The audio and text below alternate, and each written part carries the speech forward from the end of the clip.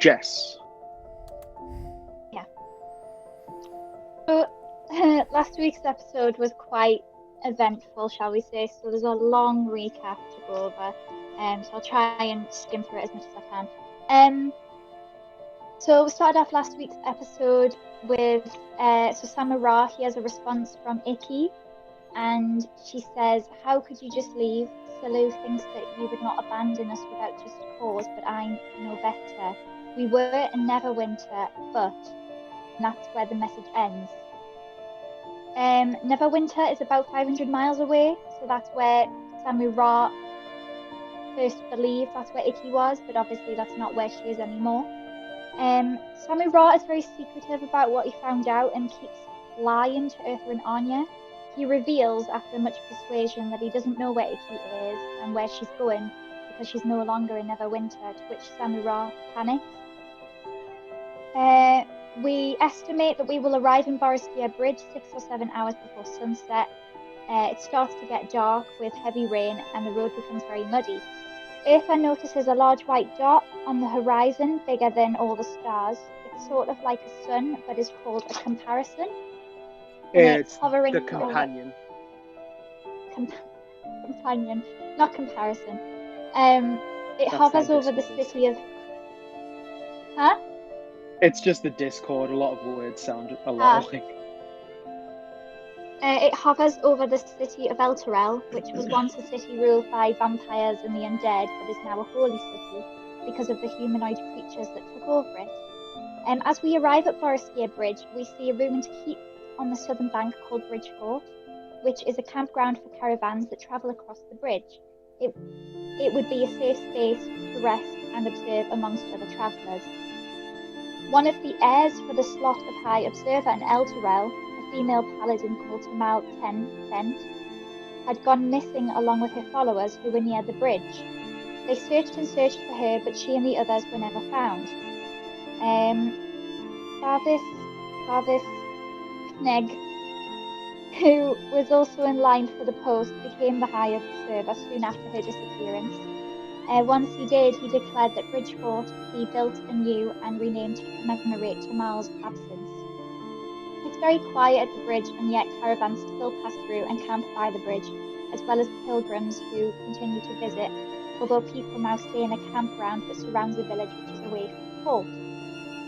As we arrive into that area, we see that there is a mighty fort with a small village outside the fort with lots of families huddled up in their homes due to the heavy rain. Then we see around the village is the campground with a few tents dotted next to the bridge of the Winding Water. The history of Boroskia Bridge is that it's the only safe way to cross the Winding Water. It is said that a mortal man murdered a god called Baal, who was the god of murder. The waters west of the bridge still continue to run black for miles, even a century after Baal's murder. There is a statue each side of the bridge. Above an articulated archway, the two statues of the gods, Baal and Cyric, face each other, although apparently it was Cyric who killed Baal. The bridge travels more than 100 miles, with a wide enough road to allow two wagons to pass by each other, and its walls are a lot more thicker than many castle walls. As we ride into the area, there's hardly anyone outside apart from some armoured men and women who bear the symbol of Elturel, which shows a smaller circle within a bigger circle, symbolise the younger son and the main son. Their duty is to ensure that no monsters enter the fort or the village. We arrived at Boroskia Bridge around 3 o'clock, about 4 hours before Damon appeared at the bridge. Eartha puts up all the tents while Anya continues to write her composition, and Samura gets an owl and names it Abba. Samura can sense a black ichor in the water while the owl perches on one of Cyric's shoulders. Eartha helps Anya with her composition. We all kill some time and have some food. Samura keeps his owl on watch on the bridge as he can see through the owl's eyes until he decides to transfer it into the owl's body to get a better view of the other side of the bridge. He sees two figures. One is lying in a pool of blood and the other one is standing. The person who is standing is male, with long dark hair, and is looking over the bridge. Samura goes back into himself and disguises himself as a drow, a female drow, with a bleach white ponytail and bruises all over her skin, dressed in red and black armour, basically trying to disguise as Nadina. We're currently at the other side of the bridge where Baal's statue is, and the man on the other side of the bridge is near to Cyric's statue. So Samurai decides to, as he disguises himself as Nadina, he decides to go up to this male creature and basically pretend to say that they were unable, that I'm waffling on. So yeah. So Samurai decides to go to the middle of the bridge so we can get a clearer view of this man. So Samurai says he's going to send a message to Eartha and Anya when he is 120 feet away from the guy. So as Samurai gets closer, he can see what he saw through the owl's eyes. Broad-shouldered, long-haired man in a trench coat. Samurai is about 20 feet away from the figure at this point, and he says, "I'm sorry, I couldn't. We couldn't. I lost everyone." The figure turns to him with a mustache and a goatee with disfigured features. He says, "You were supposed to contact me when you had them." Samurai makes brief conversation with the man, and the man says, "What's my name?" Samurai doesn't know. The figure says that he doesn't know who Samurai is, but maybe the body did. Samurai starts to recognize this person as someone who once raised him. Samurai then shouts for Anya and Eartha to come out, as he reveals himself not to be Nadina, who he earlier disguised himself as. Eartha and Anya walk towards Samurai, and Samurai basically drops the disguised self. The figure, who we assume is Damon, is very hard to read. He's just studying Samurai. Samurai says, "There's no need to go to Westgate." The figure says, "Why Westgate?" He grimaces at Anya and Eartha. He then takes a step forward, very confused. Samurai asks what his name is, as he thinks it's Aphrodite. He also asks whether he has children, to which the man replies no. He continues to ask biological children, to which the man says, Samurai doesn't believe him to be who he thinks it is, and takes a step back. Eartha observes and sees that the rain... Okay, that's not right. Oh yeah, sorry. And sees that the rain isn't bouncing off the body that was lying on the ground in the pool of blood, but it's going through the body rather than bouncing off it, so it means that the body is an illusion. Eartha holds his spear against Damon in front of Samurai. Damon clicks his fingers and both he and the body disappear. Then all of a sudden, these two red horns and leathery wings appear above us. And sorry, it was the guy. So the body disappeared, but the guy turned into the devilish figure. Okay, yeah, okay, thank you. Sorry, a lot happened. So yeah, he transforms into this quite devilish creature, with two red horns and leathery wings, and he appears above us, and he says, "Thanks for the extra information. So your father is Aphrodite," which he says to Samurai. The demon is currently smirking and says to Eartha, "I'm looking forward to killing you the most." Samurai starts flying above him, and the demon looks back down. He leers at Anya and says, "I want your freckles," to which Anya declines the offer. So the demon's currently inspecting Eartha and Anya, and he creepily smiles and praises us on faking the letter and questions, "What about..." So we must have asked him about the keys and whether he was one of the keysmen, and he said, "What about these keys?"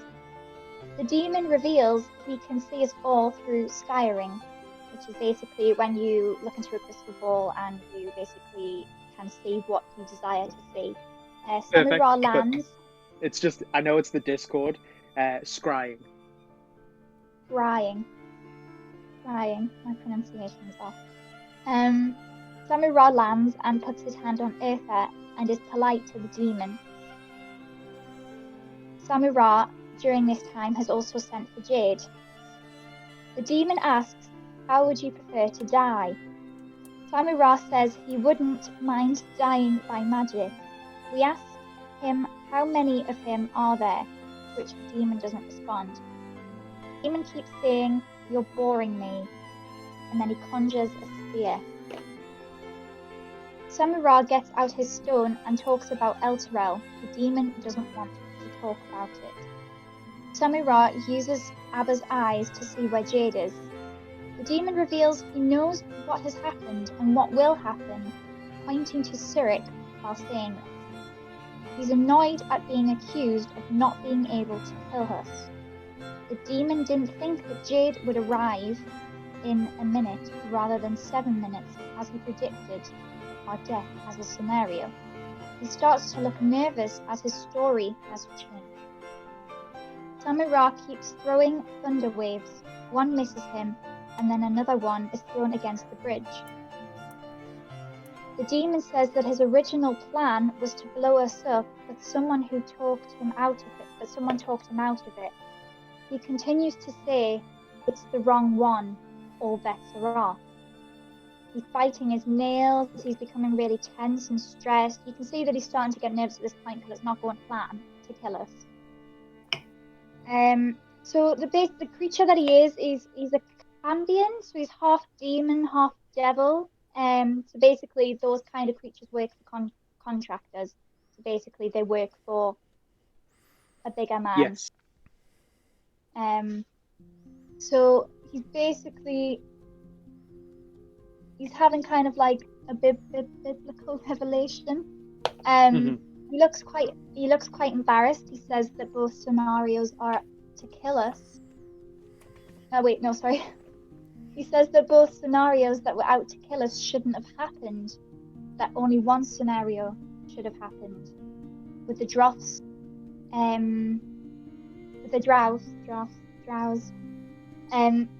That's the scenario that should have happened, and that a earlier event of a suicide bomber wasn't supposed to happen. Now, this is where it got a bit complicated because before we started this D&D campaign, we were going to start the game and then we kind of had difficulties.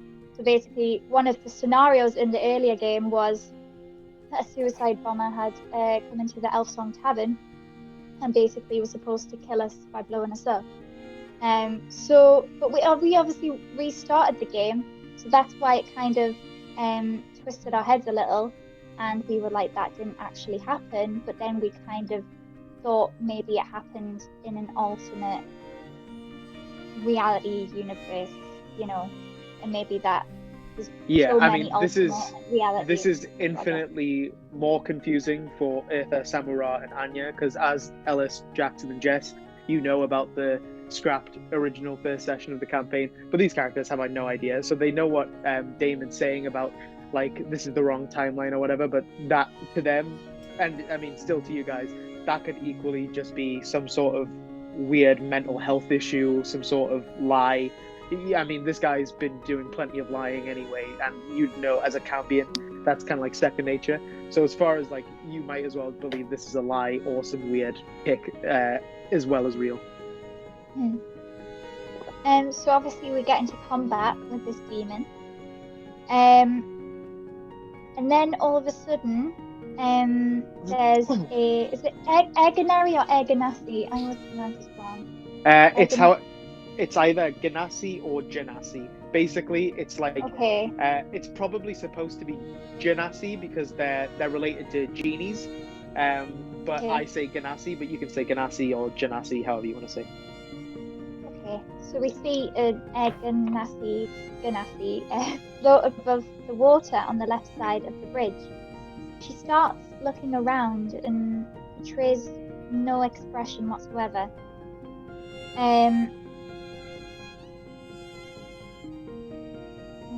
Hang on. That's alright. Okay, so I obviously didn't write this down, so I'm just going from memory. So basically, Samura calls to this Ganassi, would you mind giving us a bit of help? To which she responds, help, that's what I'm here for. We thought that by her saying that, she was on our side, which we kind of, to our surprise, realised that she was actually helping Damon and basically took swings at us, basically. She was out to kill us as well, which we didn't realise. So it comes to the end of combat.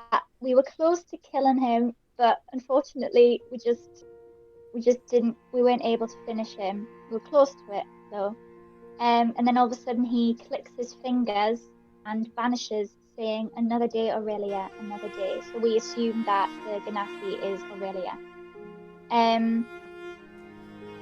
So we are kind of in the midst of combat. We don't know whether we're finished. We don't know whether as soon as he left we had to finish. We don't know.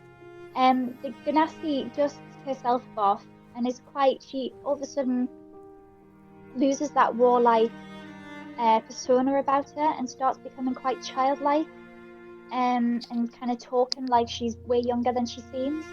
And she says that she's one of the Keys people and that she's sorry for hurting Birdie, obviously referring to Samu Ra. She is about 7 years old and her name is Aurelia. So we ask her whether the combat is finished, whether she's still out to kill us. She says she's not finished and that she has to do the job. So we are a bit confused. We're like, what's your job? What do you need to do? What's the task you need to do? So she reveals by pointing to Anya that she has to complete her task with Anya. So Anya basically doesn't know what's going on. She doesn't know whether this Aurelia woman is going to kill her right down the spot, because she heals both Eartha and Samu Ra, but doesn't heal Anya. So Anya thinks, she's going to die.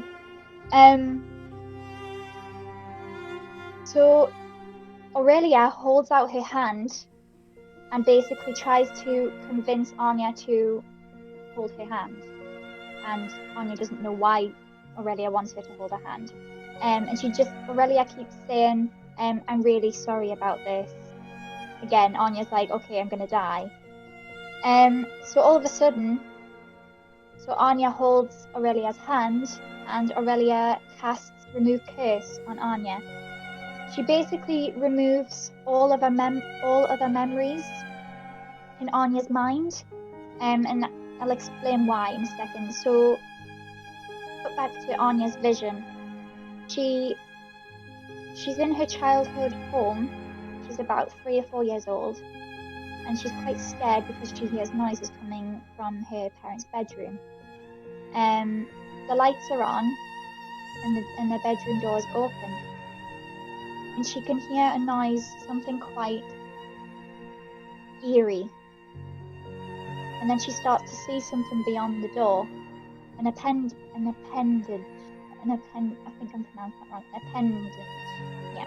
Appendage or limb, whatever you want to go with. Yeah. Basically, just a big, gross arm.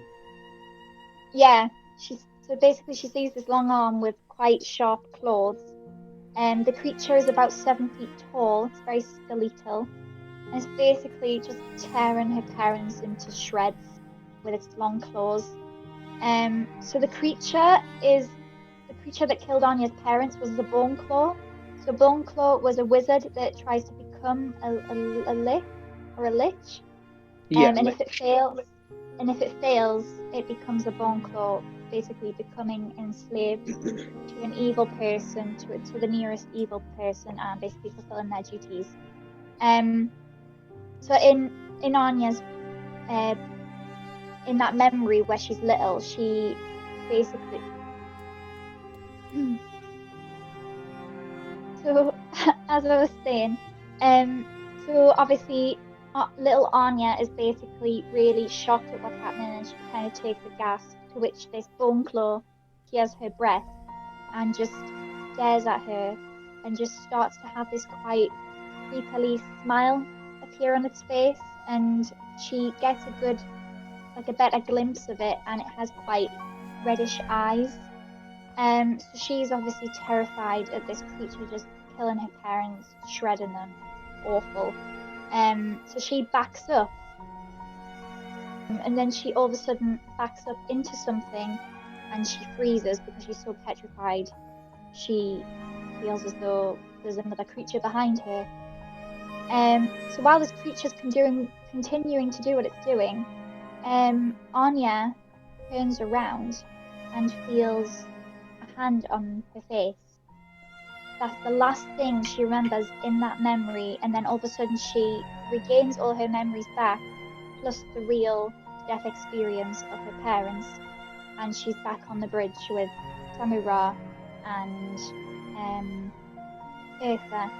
So Aurelia again apologizes for giving Anya that horrible, horrific perspective of her parents' death, and basically jumps off the bridge while saying to Samura, "I'm going to kill you next time," or something along those lines. Yeah, I think that was it. Yeah.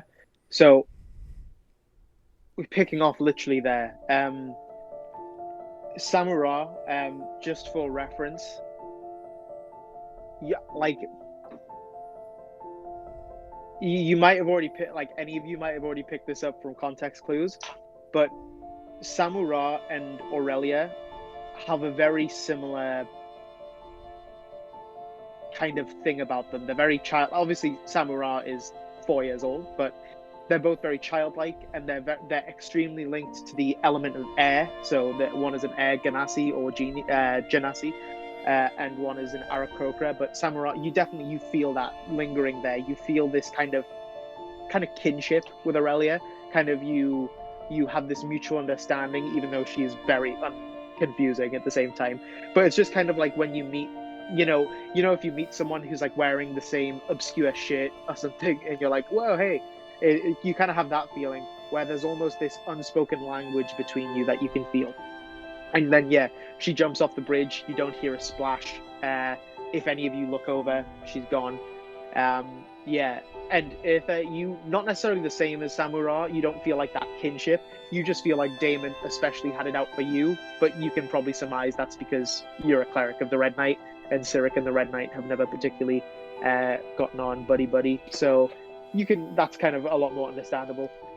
But yeah, so you're still standing there, but now the bridge is clear except from some of your own blood, some of Damon's blood, none of Aurelia's blood. She got out of that pretty unscathed, with a few nicks. But the rain during that fight has only intensified. You are now all completely soaked through. Samura, I didn't realize this last session, so technically you shouldn't have been able to do some things, but I'm willing to say, because you are actually wearing a tweed suit, your wings actually tore through the back of the suit. So the suit, like the top, like the blazer and stuff, is unusable. Not like, it's fixable with like a mending spell or something. But like it's currently wrecked. So you're currently wearing like a soaked tweed suit, and your wings have just torn through the back of it. Just a quick question about my usual apparel. My usual apparel is like the nice blue with a bit of gold and stuff. Does that have like space for my wings? Yeah, that would have your wings accounted into it. Yeah. Okay, just double checking. It pretty much has like, if you imagine, not exactly like this, but like an ancient Greek like robe, kind of imagine multiple of those layered on. So those essentially like slots for your wings to just fold out of. Like same way as like a sleeve has a place for your arm, except it's just two on the back for the wings to come out of. Yeah, pretty much. It's probably a bitch to get on in the morning, but like, I'd say you probably even sleep in it a lot of the time, just because it is probably kind of finicky to keep doing. But yeah, so you guys are standing on that bridge. Anya, you can really like, this is redefined your entire existence. You've lived an entire life. You're in your early 20s, and you've lived your entire life. No, it's not necessarily the wrong thing. You've lived your entire life believing that your parents had died by like on some adventure, probably killed by a monster. So nothing's necessarily changed, but you've just been... a memory that you didn't have has been restored to you, that you were actually present for that experience and it was in your own home. And that's probably an unsettling thing. It's up to you whether you want to actually share that with Eartha and Samura or not. You are just kind of standing there, probably a little bit dazed, now that you can literally see this creature, this bone claws, burning red eyes, still staring at you. And you kind of just shake it off and you're standing there, drenched in the rain, kind of violin and bow, each in one hand, kind of slumped a bit. Samura, you are like... You've been a fair amount of your health, if I'm remembering right, has been restored, but you did start bleeding out at one point, so you're kind of second time. Yeah, so you're not particularly thrilled about that. Eartha, probably unsettled from your brief conversation with Damon. I got beat up. So I got hit bad as well. And you got pretty badly beat up also. So. What is... I presume this is probably one of the things which was damaged off the rain, but am I able to like fly at all in this weather condition? Even like 10 feet off the ground? I'm going to say right now, like, the wind isn't necessarily too bad, so I'll say your flying is pretty much unimpeded. Also, by this time, Jade's bottom half is completely reconstructed, and like her gauntlets and helmet kind of fly up and reconnect as she kind of reconstitutes herself and is standing there. Do I visibly see that? I presume I obviously see Anya's like visibly disturbed in some way. Well, I guess Anya, do you think, is this something Anya would be trying to conceal, or would she just be pretty openly thinking about it, or would she try and like straighten herself and not give it off? I think Anya would be quite obviously traumatized. But maybe she would just she wouldn't full on cry, she would just well up and try and keep herself together, because obviously she's got a lot more to deal with. I'd say in that case then, if she's kind of keeping it up her sleeve for now, then with that, like the heavy rain, you'd probably mistake any puffiness and any tears in Anya's eyes just for the rain. So I would say it doesn't necessarily require any checks. If she's choosing to keep that to herself for this minute, then yeah, you can't necessarily tell at this moment, but it might be something that slips up a few times later down the road. So yeah, okay. You're standing on the bridge. Jade is reconstituted, rain pouring, dead of night. It's probably about 12. Can I get Jade to try and walk behind Ufa and hold her arms like over Ufa, so that like it's like blocking the rain and it's hitting her steel arms and then dripping down the side? And then she parasols. Yeah, I'm gonna fly above Anya and kind of like fly. Can I try and fly just like lightly off the ground and try and put a wingspan covering? Yeah. Over Anya so that she's not getting wet. Yeah, I'd say you managed to cover a lot of the rainfall. You and Jade managed to cover a lot of the rainfall. To be honest, rainfall, even though you come from Chult, and it's a very nice, warm place, you like when it rains, it pours. Like when it's a monsoon, it's a full-on monsoon. Yeah. So something about the rain would almost feel kind of exciting to you, because when it rained would kind of be an event in Chult. Like people would kind of play out in the street because it didn't happen too often. So especially you being younger, it would be kind of, so the rain isn't necessarily uncomfortable to you. You'd be kind of you'd kind of like it quite a lot. Not obviously, you also are winded from a near-death experience, so you're not particularly thrilled right now. But yeah, so are you guys heading back to your kind of camp in the camping grounds offside the bridge? I'm gonna head that way. Yeah, cool. Yeah. Then you all kind of limp, and some of you fly that direction. And yeah, again, Samura had attempted to use some thunder spells to gain attention of anyone outside Fort Tamal, specifically, hopefully, any of the companions, the kind of pseudo militia force. But the thunder, they'd kind of just assumed, as best as you can tell, it was a freak bit of thunder in the storm, even though right now there is no thunder and lightning, because the storm was so intense. They just kind of assumed it was the onset of some thunder and lightning, so none of them came on the bridge. none of them particularly like.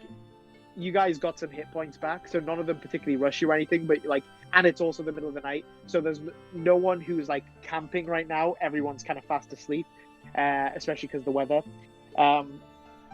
But some of like the companions kind of just like shoot you an odd glance. But since you've been healed, you don't necessarily look like you need immediate attention. So they just kind of assume that you're weary from the road, and they let you like they don't question you or anything. So you get back to your little camp fairly easily. Yeah. Are you guys just going to sleep? Do you want to talk about anything before you go to sleep, or are you all knackered? I'm gonna go straight to sleep, but I'm gonna like get the suit offers, and I'm gonna cover myself up and then pass the pants to Ufa. And if he doesn't take them, I'm just gonna throw them on the ground. I'll take them, but I'll take the top as well because I can cast mending on it. Okay. Then you can take that too. Uther, you kind of like as you're taking your armor off, Uther, you kind of just like quickly cast mending, fix it up, probably chuck it all in the bag of holding. I'd imagine it's a bit soggy, but you think it'll dry out in there quick enough. Yeah. So we'll just say you guys all go to sleep. Just for my frame of reference, how am I going to do this actually? Anya, can you make a Constitution check with disadvantage? Yeah. Okay. Oh no. Dies instantly. It's not life or death. Oh, don't say that! Well, not for Anya. Nightmares, here we go. Oh, not for Anya. Bear with me a second. Right, okay, hang on.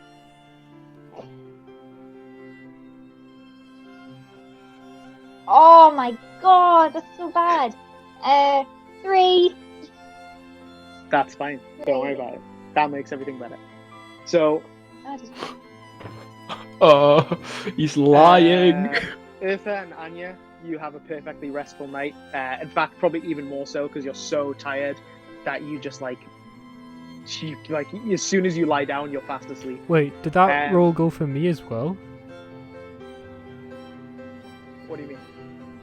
Is this? Oh, it doesn't matter. Doesn't matter. So I'll explain it later.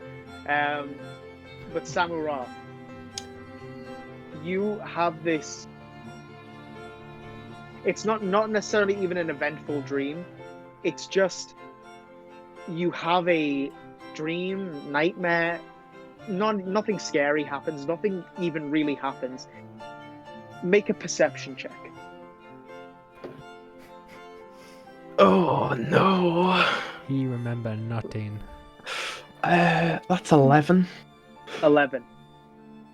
Imagine a completely, just imagine the ocean on a completely starless night. Now imagine there was a female figure standing on the surface of the ocean and like a floodlight behind them. So you can perfectly see the outline of this female form, this completely shrouded, like you can't make out any features. You know, when you're like standing in front of a floodlight. Like a silhouette. Yeah. So, but like you can see the piercing light behind it, but everything else is dark. And you can just see this very shapely female form. All you can make out is like quite tall, long hair. But everything else, you can basically, the only information you can work out is female and long hair. Again, standing, you can almost see the lapping of water at their feet from like this incredibly bright light behind them. But the only detail is this female form kind of standing in front of some incredibly intense light source. And the rest is just a dark, completely starless night, a dark ocean. And you wake up and you have that brief memory. But nothing happened in the dream, or if it was a dream, you don't know what it was. It was more just an image. There was no movement to it. Maybe the lapping of the water. Do I have a sense of whether or not it's related to when I was kissed in my sleep? Make a. Actually, no, you're not an idiot. You feel they're both very strange things, and they both happened. They're both. I described the kiss to you as motherly. You could probably, if you choose to, you could probably link the two together because they both happened around sleep. They both had an underlying female aspect to them. So, like, you could pretty easily link the two. But yeah, you just kind of wake up. You don't like shoot awake or anything. You just wake up naturally, and like 2 minutes later, you're like, "What was that? That was weird." And then maybe pretty quickly you link it to that sensation you had when you'd woken up a 10-day or so earlier and felt that kiss on your forehead. Is there any god of motherhood who I would know of, who I could maybe think is like a similar outline shape? Make a religion check. It's going bad today. Where's religion? That's a 15, actually. It's not that bad. 15, yeah. There's not necessarily gods of motherhood, but there's gods of like fertility. But they don't really apply in the same way. Like Shantia is kind of has that domain of fertility, but Shantia is kind of the opposite aspect of Sylvanas, where Sylvanas is the god of like the wild nature. Shantia is kind of the goddess of Sylvanas is a god. Shantia is a goddess of kind of like organized nature, like farming, agriculture, and then fertility kind of forms into that. But it didn't seem like this figure was hiding. It just seemed like it was obscured.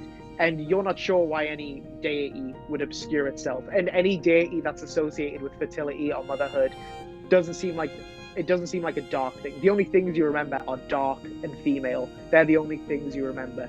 So the two things don't necessarily go together in your mind. Can I... Before I leave my tent in the morning, I'll get changed, get my proper robe on, get myself presentable. I'm going to kneel down facing the back of my tent, the side which doesn't open. Okay. And I want to pray to them two gods. And I want to say... Sylvanas and Shantia? Yeah, both of them. And I want to say... I don't think it was either of you, but it's the closest thing I have to a link. And if either of you could reach out and help me with information of any sort, I would greatly appreciate it. Very interesting. Cool. At this point, you feel...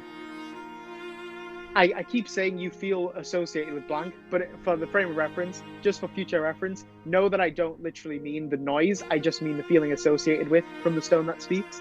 You hear like a scoff from the stone as you like pray, and then his voice comes through and he says, "What did you dream?" I'll grab it out and I'll look at it. Well, Wade, I dreamt of a... You feel a wince. A womanly figure with long hair, where I could not see a silhouette with a blinding light behind her, in the middle of a starless ocean. You feel concern, not like, oh no, you might be in trouble, more like if something happens to you, I'm not going to get what I want. More like a self-concern. Yeah. And then he just says, "He died for 3 minutes last night." Well, when I...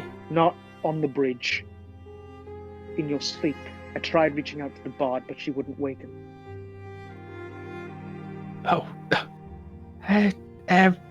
What, did you... I know you can't see, but did you see anything? I didn't see anything. One moment you were there, and the next you were not. And a few moments later, and when you faded, I attempted to stir the bard, but she was deep in slumber, and I couldn't reach out to the other one. He has no connection to the weave. But a few moments later you returned, so I thought nothing more of it. I thought I would inform you when you were awake. This, I think, has happened before. I know Jackson doesn't, I'll simply put. Last time I died, was it the same night the kiss happened? Because I died in the... No, you died probably... Because it was at the monastery type thing. I think, if I recall correctly, the last time when you felt the kiss was the night after the fight with the drow. Well, it was the night of the drow, and I think the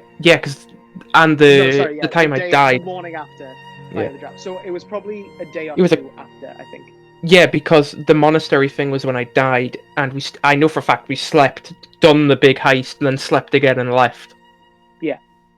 But for all you know, like, if you died last night for 3 minutes and came back, as far as you're aware, like, unless, like, obviously you've had, the stones told you this, and you've had the stone for a few days now, that could have happened any number of times beforehand, like, or this is the first time, you have no idea, really.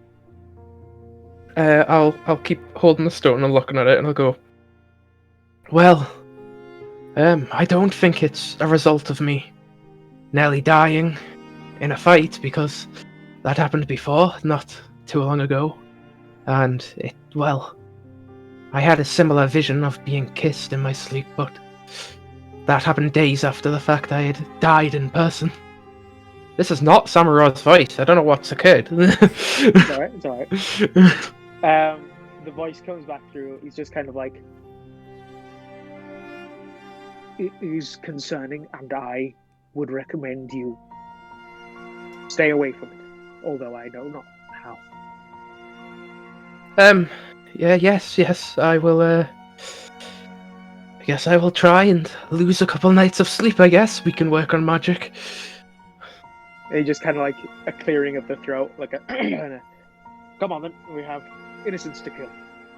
And like just kind of rouses you to stand and get on with the day. I'll think to myself the words innocence, and I'll put the stone in my satchel and walk out. Cool. Start packing up my stuff, and I'll get Jade to go pack up Ufa's tent. But with me, innit? While he's still sleeping. While he's sleeping, yes. So Ufa, you're kind of like that sleep really hit right, really is doing it for you, and you just feel like this beam of sunlight.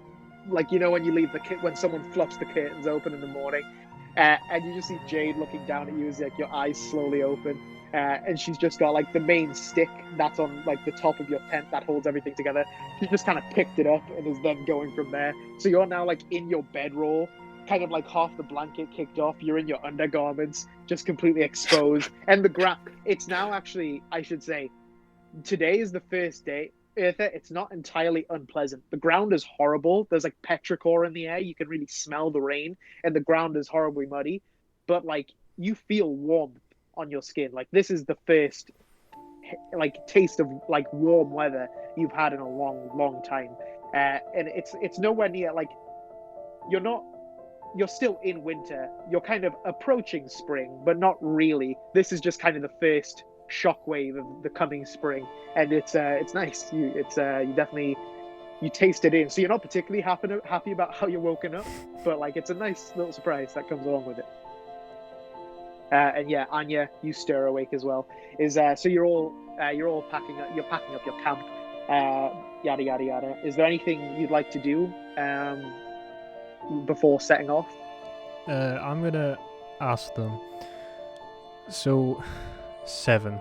How do you reckon we can take on 7 when we could barely take on 2? Well, I guess a new couple tricks and a bit of time. And can I try and like spark a bit of a fire? Actually, Samura, you kind of like as you kind of extinguish some of that fire. You like when you kind of spark a bit of fire off your hands, you like for like a flash of a second, you're in that dream again, and you see that figure on this dark horizon, shrouded in this piercing light, and almost instantaneously her face is right against yours. You don't make out any details. It's more like a horror movie thing where there's nothing to really look at. It's just the fact that you know she's there kind of scares you for a second. And you might be scared for a moment, but you all look at Samura. and he's wearing like this. He casts that bit of fire, and now he's wearing like this spectral plate mail armor. You can still see his body underneath it, but you can almost see this like fluorescent color outline around him. That's like a magic armor that's kind of surrounding him. And for frame of reference, it is mage armor, and it'll fade in 6 hours, but it's just surrounding you for now. And Samurai, you feel that you are able to also cast mage armor, but not from your wizardly practice. It's coming from somewhere else, and you're not entirely sure where it's coming from. You know when you drink something and you feel it go like down the wrong hole, and you're like, oh god, what's that? It's almost like you know where your wizard spells come from. You know what it feels like to cast one of your spells, and this just hits different. It's coming from somewhere else, and you don't particularly hate it. Can I pull out the rock and I'm gonna start speaking, and midway through speaking, I'm gonna click my fingers to cast mage armor, and I'm gonna say. I mean, it's still up, yeah. Yeah, I'm just gonna cast it again though, if I think I can. Oh yeah. Yeah, you feel like you keep snapping, and it keeps like. Yeah. You feel like you can cast it infinitely. Yeah, and I'm gonna just like cast it like once or twice while speaking this. She just quickly. Did I? And obviously these two are like right next to me, hearing me say this, but I'm not paying any attention to them. Did I die again? I saw she jumped straight to my face, and I can just cast and cast and cast, and it doesn't stop, and I feel no usage, and it's completely different to the rest. You can just feel his presence shrinking inside the stone, and can I, as I feel it, can I just go, just like scream, answer me? And he's just kind of like, you didn't die, not that I could feel, but I know not what is happening. And you can sense there's a.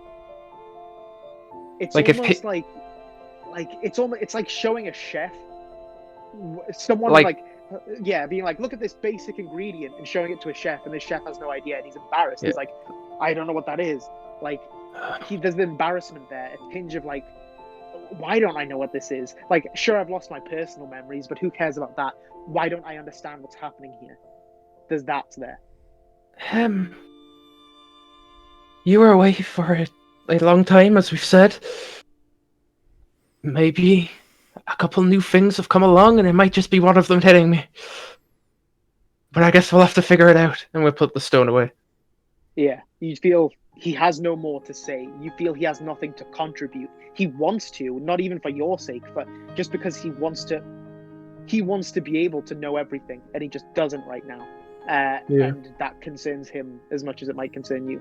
And yeah, you put him back into your satchel. Can I turn and make eye contact with Ufa first, just like a split second, and just like, like noticeable eye contact, and then turn straight to Jade and go, right, put the tent on the cart, and I'll start carrying on with mine. Yeah. So you guys pack up the rest of your camp. Everyone looks pretty self-interested, and the very few tents and caravans that are here are merchants and traders, very self-concerned about their own trade. So they won't, but they don't have like stalls set up. They're currently like traveling in between places, so none of them are like trying to flog anything onto you or anything. So like no one stops you, and none of the companions are particularly interested in blocking you. This is very much just a thoroughfare station. Can I have a look to see if there's anyone that looks as though they're selling some form of weaponry? You can ask around with a few merchants, and they point you to like, you grab one merchant, he's like, oh, go talk to her, and you walk over, and he's like, oh no, I only sell armor, you go talk to him. And you eventually find a dwarven woman who says she sells weaponry, and she's like, what are you looking for? A longsword, a good one, please. A longsword? Hey, what do I look like? She kind of goes into a caravan, and you hear rummaging and metal falling, and she comes out dragging a long sword. Similar in many ways to the one you already had. It is a long sword, but it doesn't look worn at all. There's no chipping on any of the bits of metal. This looks like it hasn't seen battle yet. This is a this is a fresh weapon. It might not have just been forged, but it hasn't been used since it's been forged. So it still needs to be broken in. But yeah, very fine blade, kind of silver hilt, leather wrapped grip, and the pommel is like a iron weighted pommel. It's not particularly remarkable. It's very standard longsword, but like, yeah, she doesn't. I don't have it in front of me, but whatever the standard price is for a longsword, she'll ask you for that. I think it's from about the player's handbook. I think it's about 10 gold. I'll check. We can go with 10 gold. But yeah, so.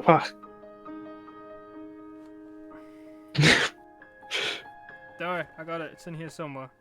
Right. Well, while you're doing that, I've got something. While he's going, I'm just gonna start enchanting his shield again. Just gonna spend my couple hours a day to do that. My bad. It's 15. But if you want to do 10, 15. If you want to do 10, I don't mind. You can try and barter.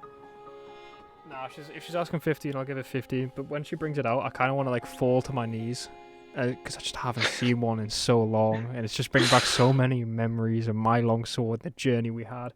Just so you know, you can't. Yeah. I've never taken this the holster that held the sword. I never took that off. I've kept that, but it's just empty at the moment. So to have something that's just been waiting there for it. But so to have something to fill it again, it's breathtaking. You're like a cowboy without a six shooter. It's embarrassing. It over and you hand over the gold and you're holding it. You can't help but kind of having the thought, like, maybe like if you'd had this last night, maybe he wouldn't have gotten away. You can't kind of escape that thought. You're just like, maybe if I hadn't had to give up my sword. But like, nothing you can do about it. But the thought lingers there. And yeah, Samurai, was there anything else? No, I'm just spending my time doing the shield enchantment. That's it. Yeah, cool. So you keep again gold-rimmed kite shield, white paint, and then on the white painted body of it, there's the kind of nicely painted red knight symbol with some kind of scarring damage from blades that have hit off it. And yeah, you're kind of sitting there, kind of inscribing the enchantment into it. Yeah, anything else, or are you guys setting off for the day? I've got nothing else. Oh, can I also, after I've finished enchanting the shield, I want to ritually cast Find Familiar and bring Abba back as a frog. Yeah, cool. So we'll say as you guys have head off and you've been on the road for a few hours, you finish with the shield and you kind of prop it up behind Eartha, and you bring back Abba, and eventually Abba reappears as a frog. I'm gonna make Abba jump on Anya's shoulder and stay there. Cool, yeah. So Anya, Abba, in its frog form, kind of seems to be following you around a bit, presumably at Samurai's command. But yeah, so we'll make a... Ellis, can you make a D100? Is it not Jess's turn? Check for it. I wasn't keeping track of it, but if it's Jess's turn, we can do Jess. Jess, can you roll a D100? I was going to say, because the 2 D10s. Jackson did it last time, didn't he? I just kind of start again, but if you guys happen to remember where it left off, I'd rather pick up. So yeah. I mean, there's plenty more of these coming up. I mean, we've got the travel back to Baldur's Gate, and then we've got it to go back. So you guys are probably going to have a lot of fighting on the way back. 84. 84. Okay, yeah. So the weather holds. It's still like, it's not like summer warm. It's not even spring warm. But compared to like the bitter cold and the rain, you can have your jackets off. Like you can have your arms out, and they kind of goose people up a few times. But like just as a brief chill comes through on the wind. But for the most part, it's a nice clear day. There's a few skies off on kind of the horizons, but not above you right now, and it's a nice enjoyable day. You don't come into any trouble as you travel the tradeway south from Boriskia Bridge through the Fields of the Dead to Subar, and you're kind of arriving towards Subar mid to late afternoon, probably late afternoon actually. Everyone make a intelligence check just to see if you know anything about Subar. 15. 15, good. 5. Rolling a lot of 10s. 5. So, Eartha... 20. Eartha's enthralled in a sword. That's it. Yeah, Uther is completely focused on his new toy. But Samura and Anya, Samura, yours is more so the basic information I'm going to read. Anya, you kind of have a bit of the more, some of the more gossipy information. Basically, a lot of it's description based, some of it's more gossip based. Anya, you kind of have the gossip side of it based on what you heard around Waterdeep and on the road. And Samurai, you can observe the description fairly easily. So Subar is a small walled town with supporting farmsteads strung along the road to the north and south. So as you're traveling into Subar, you'd first be traveling past a lot of these farmsteads. You've kind of passed a lot of single farmsteads, but it's kind of becoming more of a farming settlement before you approach the actual walled town. It is a waypoint settlement, much like any other, except for the existence of the Black Abbey, which you kind of spotted at the junction before, and you can now see clearly. It's in the center of this town, just this big black abbey made of black stone, very similar to Boroskia Bridge, that same kind of black granite. This dark stone structure once served as a monastery to Bane and lay in ruins for many years. Now priests of Bane have begun rebuilding it, bringing an influx of wealth and trade, along with many skilled masons and labourers necessary for such a project. Some people question the desirability of a temple of Bane in Eltergard, but those who do are encouraged to recall the Creed. The Creed is kind of the code of the companions. For their part, the priests of Bane have pledged to aid in Subar's defence against raiding goblinoids and other threats, a promise that gives some solace to the suspicious.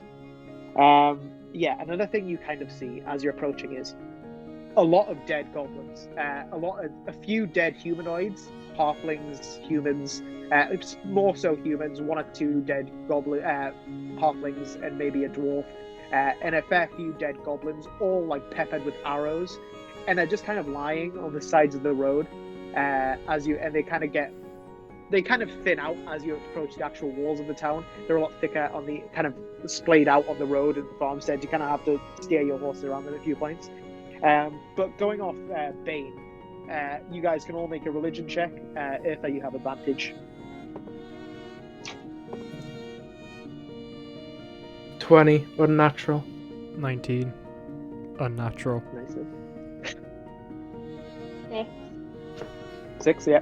Oh, so, actually, I may have used the wrong stat. Thinking about it. No, I did actually. Never mind. Yeah, unnatural 20. So, Anya, you would still have the basic information because you'd still be aware of all of the gods. You just don't have a lot of the more. You guys kind of pick up on a lot more of the obscure information here. So, Bane has a simple ethos. The strong have not just the right, but the duty to rule over the weak. A tyrant who is able to seize power must do so, for not only does the tyrant benefit, but so do those under the tyrant's rule. When a ruler succumbs to decadence, corruption, or decrepitude, a stronger and more suitable ruler will rise.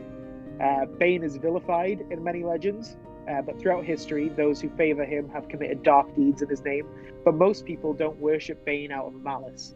Bane represents ambition and control, and those who have the former but lack the latter pray to him to give them strength. At many times and in many places in Faerun, the faithful of Bane have been seen as saviors for their relief efforts in slaughtering raiders, throwing down corrupt rulers, saving armies on the brink of defeat. But in just as many other places, the worship of Bane has created or supported cruel dictatorships, aided mercantile monopolies, or brought about the practice of slavery where it didn't exist before. So it's very much Bane is an evil god in like alignment terms, but Bane isn't necessarily evil in those ways. Like his followers can do good things a lot of the time, as often as they do bad things. It's more about where their interests lie, whether they're going to do something commonly received as good or bad. But yeah, so you kind of have this knowledge about Anya. You'd probably only ever have heard of Bane as a evil god. You've only heard the evil stuff. But Samura and Uther, you've heard the more nuanced side of the argument that, like, yeah, sure, they've brought slavery to places, but they've also destroyed it in just as many other places. So it's more of it's not really a black and white issue like some people would make it out to be. Like a lot of clerics of good deities would be like, no, it's black and white, it's good and evil. But Eartha, under the Red Knight, you're a lot more about strategy and a lot more about free thought and correct thought. And you know the situation is a lot grayer than that. It's not strictly a good and evil thing. It's more about interest. But yeah, as you're kind of riding into town, you're kind of becoming falling under the shadow of this huge black abbey, and you're kind of passing this barn-like building, warehouse. It's a large wooden building, and like you're not paying attention to it. I'm just describing it for what comes next, where you're driving in and you hear them, and you see the doors of the large doors of this barn/warehouse fly open, or one flies open, one completely flies off its hinges, and as it clatters to the ground about 10 feet away from the warehouse, you see lying on it this figure that's been like blown into it, and then the door has come off its hinges as they've continued to fly backwards. Eartha, you recognize this as your brother, and the others, you would see this guy, and your immediate thought would be like, that guy kind of looks like Eartha. He's wearing similar armor. Eartha's wearing kind of like chainmail, but this guy's wearing kind of white and red. Still some like chainmail, not quite plain mail, kind of half plate mixed with some leathers and some chain. But red and white more is the color scheme here. But visually, like in terms of hair and skin color and kind of facial build, bodily build, looks very similar to Eartha, just kind of 5 to 10 years older at a glance, guessing. Yeah, you just see him come crashing out of this warehouse. One of the doors kind of still at its hinges, one now under him on the floor. And as he's like picking himself up, you see 5 were-rats. So like werewolves, but instead of half man, half wolf, half man, half rat, come running out of the warehouse with knives. They're all wearing like scrappy leathers and like kind of more like, they look very roguish, and they've all got kind of knives and short swords. There's 5 of them, and they surround Eartha's brother, Ramas. You guys, obviously, you might suspect it because he looks similar, but you don't know that that's his brother. But yeah, they surround Ramas, and you see this kind of like just inside the warehouse a little bit, this clearly a mage in like this green robe with a staff, kind of long white hair. Male human, just kind of standing there, staff on the ground, laughing at Ramas, and kind of like playing with the staff, like kind of holding it to the ground and passing it between his hands, just openly laughing at Ramas. And as Ramas picks himself up, he sees that he's surrounded, and he just kind of cricks his neck, and yeah, he's gonna like pretty much there. If you guys. He's going to start fighting. Eartha, you would recognize that's your brother. Would you guys like to join the combat? I will. These don't have to, I don't want to. I was really hoping Ellis would say no, I want to watch this, but yeah, okay, I'll join. Yeah. Okay. Okay, Ellis, what's your initiative? Oh shit, let me roll up. That's a... We'll just go around in order. 7. 7. 21. 14. 14. Thank you.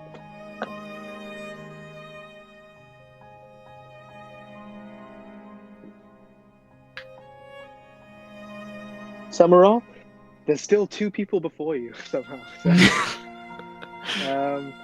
Okay. First off, battle map might cut out for a second, just while I check Ramas' stats. Okay, so first up in the initiative is Ramas. He's actually going to spend his action standing up again. Did I just say he stood up and clicked his neck? Oh yeah, true. That's very true. So if he's just... That's very good. Thanks, Ellis. Thanks for helping me out there. He will then...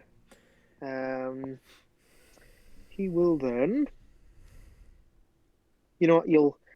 You'll keep it simple for the beginning. He'll kind of...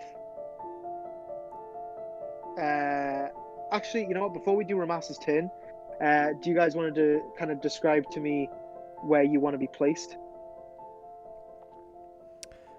So, Eartha, You guys are kind of coming from the far side of the map down. So, Eartha, where do you want to be first? Close to the were-rats. Close to the were-rats. Anywhere there. Put you like there? Yeah, go for it. There will be fine. Cool. Samara?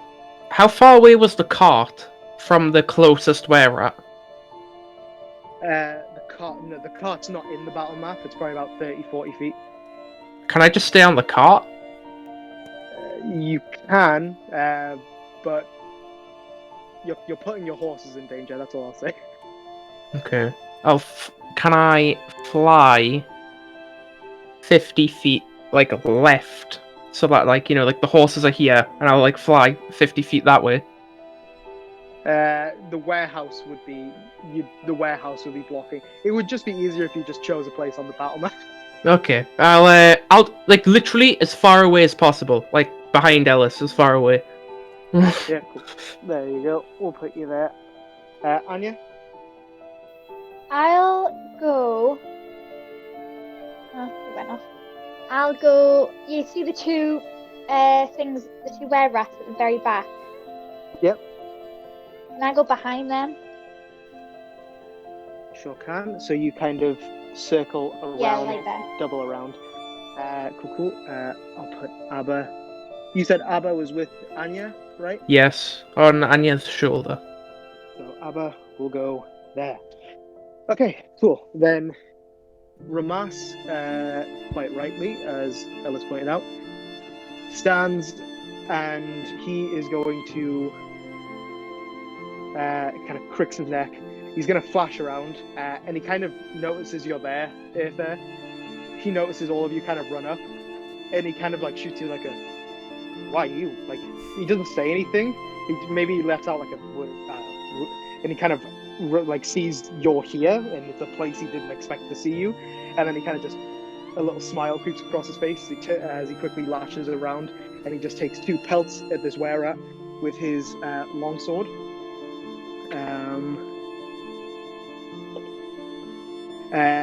Okay, they both one of them hits. The first one, the were-rat kind of blocks with his kind of dagger-like short sword, flings off, and then Ramas kind of brings it back down and baps him, and that is...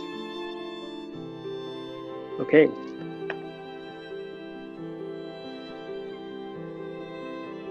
And... Cool. Okay, that will be Ramas's turn. Okay, then it is one of the were-rats who is going to... So they are all, just for your imagination, they are all currently in their hybrid form. So they're not rats and they're not humans, they are half-half were-rats. And they are going to... Or that one, rather. Eartha, you're closest to it, so it's going to make 2 attacks against you. First off, it's going to take a slash at you with its short sword. That is a 13 to hit. No. Ooh, that's a 19 plus 4 to hit. Well, yeah. So, yeah, so that hits. Is that with a short sword as well? No, that's with its bite. Shit. Oh, you're gonna get the plague. Not the plague, he's gonna get lycanthropy. I mean, it'd be pretty cool if it was something else than a rat. Yeah, it's not the ideal one. Get me a bear. Okay, well, it does 5 damage, and now can you make a Constitution saving throw?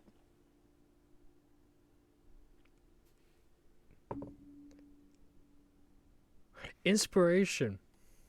Oh, you don't want to be a rat. Inspiration. Okay, 17. 17. Okay. So as you kind of like, as you're sprinting kind of close up to your brother, one of these were-rats kind of like lashes around, 2 front teeth sticking out. He's like, "Who are you?" and he kind of takes a stab at you with the short sword, and just with like your shielded hand. Are you going sword and shield right now? Nah, dual-handed the sword. Dual-handed sword. You kind of let go of the sword for 1 second, and you just kind of smack the short sword out of the way, and it just kind of lunges at you and takes a bite at kind of some of your exposed like upper chest, lower neck, and it manages to sink its teeth in, and you kind of feel this horrible curse begin seeping into you, and you just kind of rip him off and chuck him to the ground, and he readies himself with his short sword again, but you feel like you've shaken it off. I rolled 2 4s. Samura, it is your turn. Do any of them look like they've got ranged capabilities apart from the wizard, obviously? They are all... Make a perception check. Oh, that's not the best. I believe I've got a +3. Yes, that's a 10. I'll say it's not particularly hard to see. You can see it looks like all these were-rats have hand crossbows on their belts. Have they got them out? No, they're all on the belts, right? Yeah, they're all going to stab this guy. Yeah. So they would have to spend a turn's interaction to put the sword away and another interaction to pull out the crossbow, if I'm correct. Or is that just one interaction? Yeah, it'll probably be more like one interaction, yeah. Okay. I'll still... Right, I'm going to... Can I, with 50 feet flying, get on top of the warehouse? Yeah, you could do. Looking down on them. Whereabouts? Do you want to be like in the middle? Yeah, just like try and be dead on the middle. Cool. Well, actually, could I try and be on the side I'm already on, so that any of the ones further to the opposite side have like a harder shot on me? Try and like make it like half cover for some of the ones on the other side. Oh yeah, sure. We'll put you there, and we'll say you've kind of got a bit of cover on the lower ones. Yeah. Especially like the one like right next to the door probably have to like bend its neck to look straight up, is what I was thinking. Yeah, but you have no visual on the mage right now. He's still inside. Yeah, that's perfectly fine. Right. I am going to cast Scorching Ray at 2nd level on the rat. Right. Which one do I want to hurl it at? I'm going to hurl... I'm going to spread it out and spread it thin. So, the two between Anya and Ramus, and also the one which just bit Ellis, I'm going to throw Scorching Rays at. Okay. So, the one at Ellis's is an 18 to hit. Actually, let me double check, because it might have changed. Sorry, it's a 19 to hit. Yeah, that hits. The other one's well over 20. And the last one is another 18 to hit. No, sorry, 17 to hit. They all hit. Right, so that is... Tell me which damage is going to which one, by the way, when you do them. So, that's 7 damage to Ellis's. That is 8 damage to the one left of Anya. So the one closer to Ellis's side. The one on Abba's side. And 8 was it? 8 damage, yeah. And 10 damage to the one on Anya's right.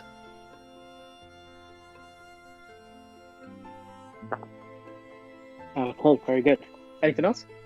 That's my action. So is that like 3 separate rays of fire come down? Yeah. That's like me just shooting 3 different rays of fire. Then Jade is going to start marching towards them, because I forgot about Jade, just just for your turn first. So, Eartha, you don't see, but Anya, you have a full view of it. You see Samura just kind of take off into flight, kind of like angling straight for the roof of the warehouse. This kind of these brownie tiled roof slats. And as he kind of lands, his talons crunch into them, and some of them fall off as he kind of sprints up the roof a bit. And he launches 3 rays of fire. 2 hit 2 of the were-rats in front of you. 1 hits 1 in front of Eartha. And yes, Abba's turn. Abba... I'll put Abba to jump onto Ramus, onto his shoulder. So Abba is moving over to Ramus. Yes. And then Jade, who's presumably still on the cart, is going to just start running over to the fight. Nope. Jade's where she is on the map. Oh. Oh yeah, I didn't see it. Sorry. Yeah, she'll run up to the one next to Ellis then, and she's going to start slamming. Go for it. Let me grab the right character sheets. Don't know what I'm doing. That's a 13 to hit. 13 hits. And an unnatural 20. Still hit, yep. So that is 6 damage on the first punch and 5 damage on the second punch.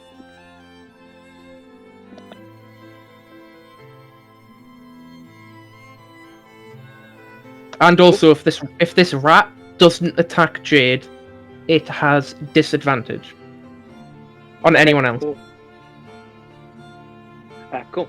So yeah, Jade stomps up next to you, Eartha, and releases two metal fists into the were-rat that you're also engaged with. Just kind of like really dazing the were-rat, like just 2 metal fists completely clock him on either side. Yeah, cool. Good turn. It is now...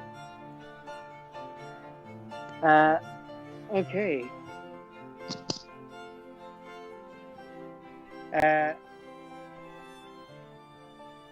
Samura, you don't make it out, but the others of you see one of the were-rats, the one closest to the door, like the walkway into the warehouse.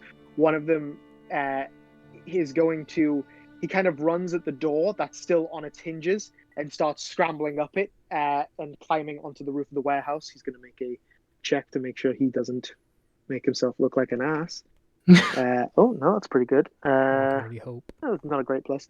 Okay, 15, so he still gets up. So one of these were-rats, I'll say because it's kind of, he had to climb and stuff, it's going to use his action to get up there, so he doesn't necessarily have an attack at you, but he gets up onto the roof, kind of adjacent to you, and yeah, that's going to be his turn. It's just scrambling up to you, and kind of like still short sword out. Kind of you are magically versed as you are. You would know the danger of getting bit by a lycanthrope. Yes. So next in the initiative. Okay.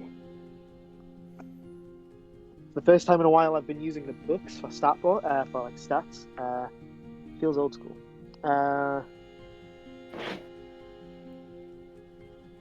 Okay.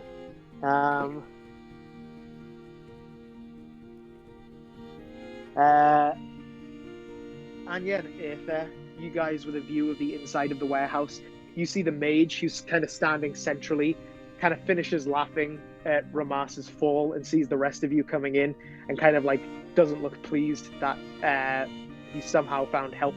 And he kind of just clicks his fingers, and similarly as to what you saw Samura do earlier in the day, this magical armor materializes around the mage. So he's going to conjure that. Do you happen to know, Jackson, if mage armor 13. is action or a bonus action? It's an action, I believe. 1 minute, I'll quickly grab it. Mage armor. It is an action, and it is 13 plus your dexterity modifier. Cool. Then he just snaps, and he's gonna he'll take. Actually, no, he's gonna stay where he is.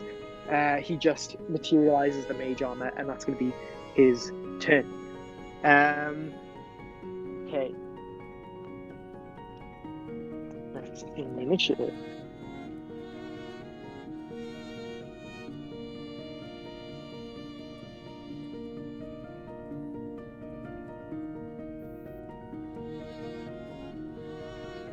Okay. Oh, yikes.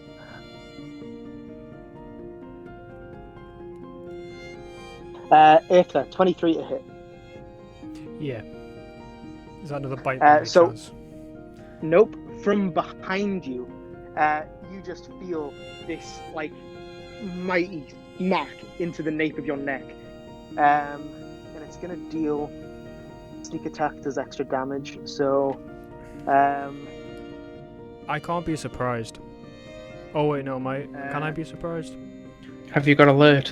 No, I'm thinking of a different character. No, I can't be surprised. Okay. Would have been good, but alas. Oh, this is nasty. Would have been nice to have that.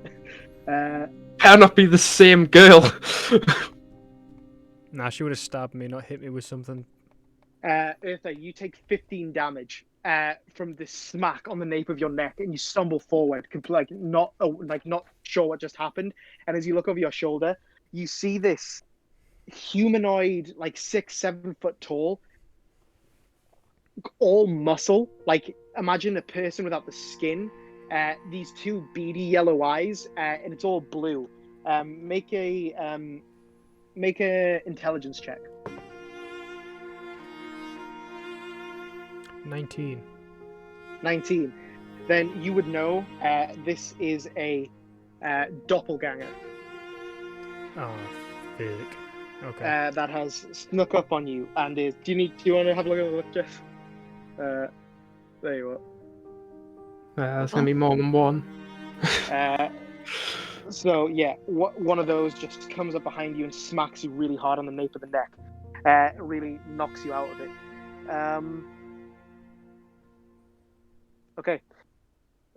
So yeah, this blue form sneaks up behind you. Next in the initiative, Anya, it is your turn.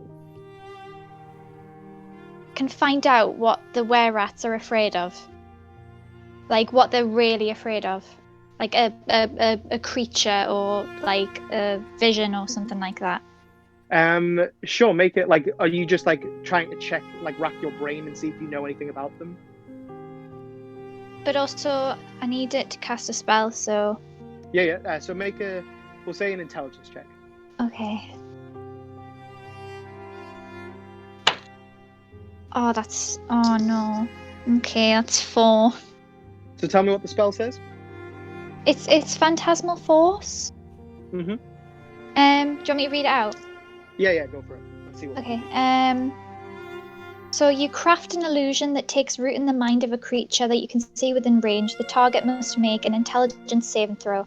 On a failed save, you create a phantasmal object, creature, or other visible phenomenon of your choice that is no larger than a 10-foot cube and that is perceivable only to the target for the duration. This spell has no effect on undead or constructs. An affected target is so convinced of the reality that it can even take damage from the illusion. A phantasm created to appear as a creature can attack the target. Each round on your turn, the phantasm can deal 1d6 psychic damage to the target if it is in the phantasm's area or within 5 feet of the phantasm, provided that the illusion is of a creature or hazard that could logically deal damage, such as by attacking. Well, I'll say this is fairly general, so I'll argue this.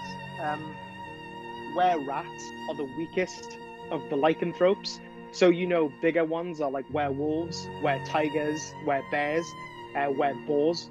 So you think maybe a beefier lycanthrope, like a werewolf or a werebear, might appropriately scare one of these guys. So is that what you do? Am I still allowed to cast Phantasmal Force if I've already done an ability check? Yeah. So that was okay. I'll allow that. So which creature are you picking? Which of the were rats would you like to pick? I'll pick the one that's right in front of me. And I'll cast Phantasmal Force. Cool. Yeah. Yeah. So does it have to make a check to see if it believes it, or is it? I can't recall. Intelligence saving throw. Yeah, that's right. Wisdom, was it? Intelligence saving throw. Intelligence. They're not really that good at anything, so. Probably dexterous. Yeah. Okay, that's a 6 plus 0. So,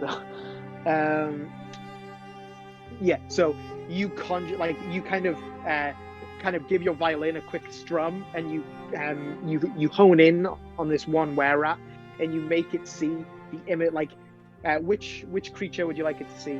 Werewolf, werebear? Probably say. Probably a werewolf, because Yeah, because I'm sure they hunt rats or something. I don't know. Yeah. So like this were-rat suddenly feels like this like horrible breathing on the back of it, and it flips around and it just sees this like horrible werewolf. None of you guys can see it, but Anya, you know what it can see because you're constructing the illusion. And it's just like the werewolf's mouth is watering, and this were-rat's like, and he starts like flitting and panicking a bit. So yeah, does it do damage on its first turn, or does it have to be? So, an affected target so convinced of the phantasm's reality that it can even take damage from the illusion. Each round on my turn, me as the phantasm has to deal 1d6 psychic damage to the target. Cool. Yeah, we'll do that now. So roll a d6. 2. 2 damage. Every little. Each round on your turn. Yeah. So every time it's your turn, you just roll another d6. Really? So when does it necessarily end? Like, do I Is have it a to sit around? concentration spell? And what does the duration say? It's up to 1 minute. So it'll end after 10 rounds. Does it have a little C anywhere? Yeah. Oh, so it is a concentration spell. So that's concentrate. It doesn't say concentration. It just has the C on the cards, which is kind of annoying. Okay. But yeah. So Jackson, you can go over the rules because I always forget. So you cannot cast another spell with concentration, or the original will end. If you take damage, you must make a concentration check, making a Constitution saving throw, which is either 10 or half the damage you take, whichever is higher. Also, if you fall unconscious or die in any sort of matter, it ends. You can't cast normal spells, though. Thank you. Very well described. Well done. And also what Ellis noted, so any spells that aren't concentration, you can still cast those and it won't mess up a concentration spell. So yeah, thanks guys. So yeah, this thing is like it's just being like loomed over by this werewolf, this image of the werewolf kind of blocking the sunlight from behind him. Very cool. Next up is okay, this were-rat is just gonna take a go at Ramas. Oh wow, rolled really well on the first one. I rolled really well on the second one. Oh my god, good for him. Not 20 and 19! It was actually 18 and 17. 4 in each. Let's see if Ramas becomes a were-rat. Be cool. It would be cool. Not a let's rat. add a new storyline that I hadn't planned. Yeah, but Alice, you'd become the better brother. That's how it would work. Fortunately, that's true. Oh no, it's a 7. Oh no. It's a 1. It's just bad. So Ramas rolled a natural 1 on the saving throw. So he's a rat. So I'll just do the damage. Cool. When's the next Can full you moon? remove curse? You can. I also know how Like like and throw up.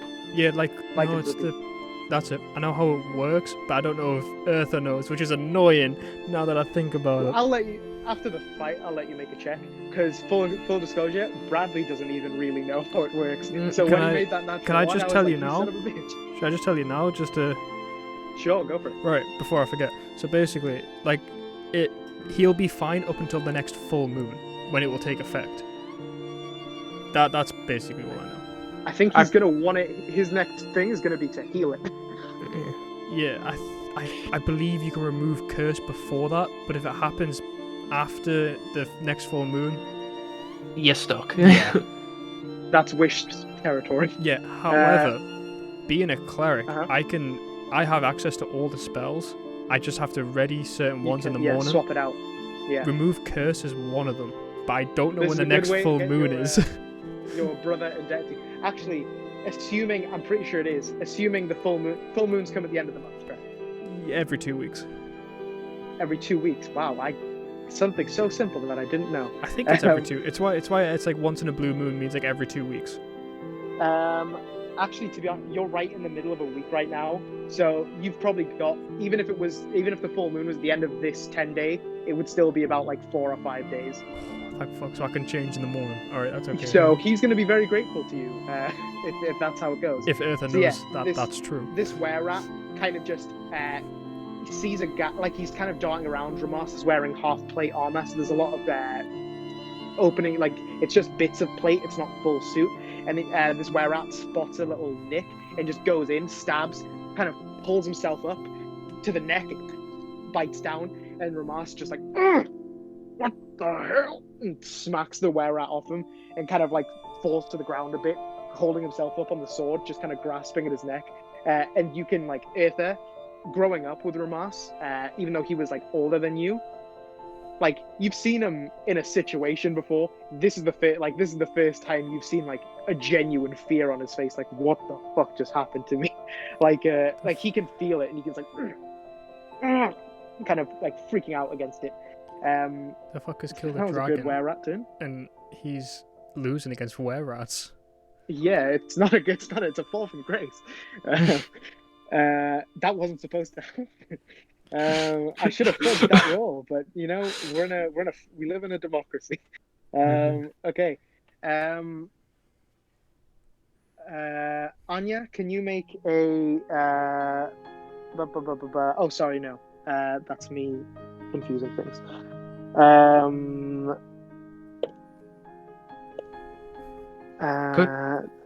Good news is we've been through a good few of the rolls. It's nearly back to me. I didn't have it go yet, my guy. Yeah, I think there's you, the mage, and maybe one or two were-rats. That's it. Anya, 17 to hit. By the sounds of it, there's a sneak attack coming. But does that hit, Anya?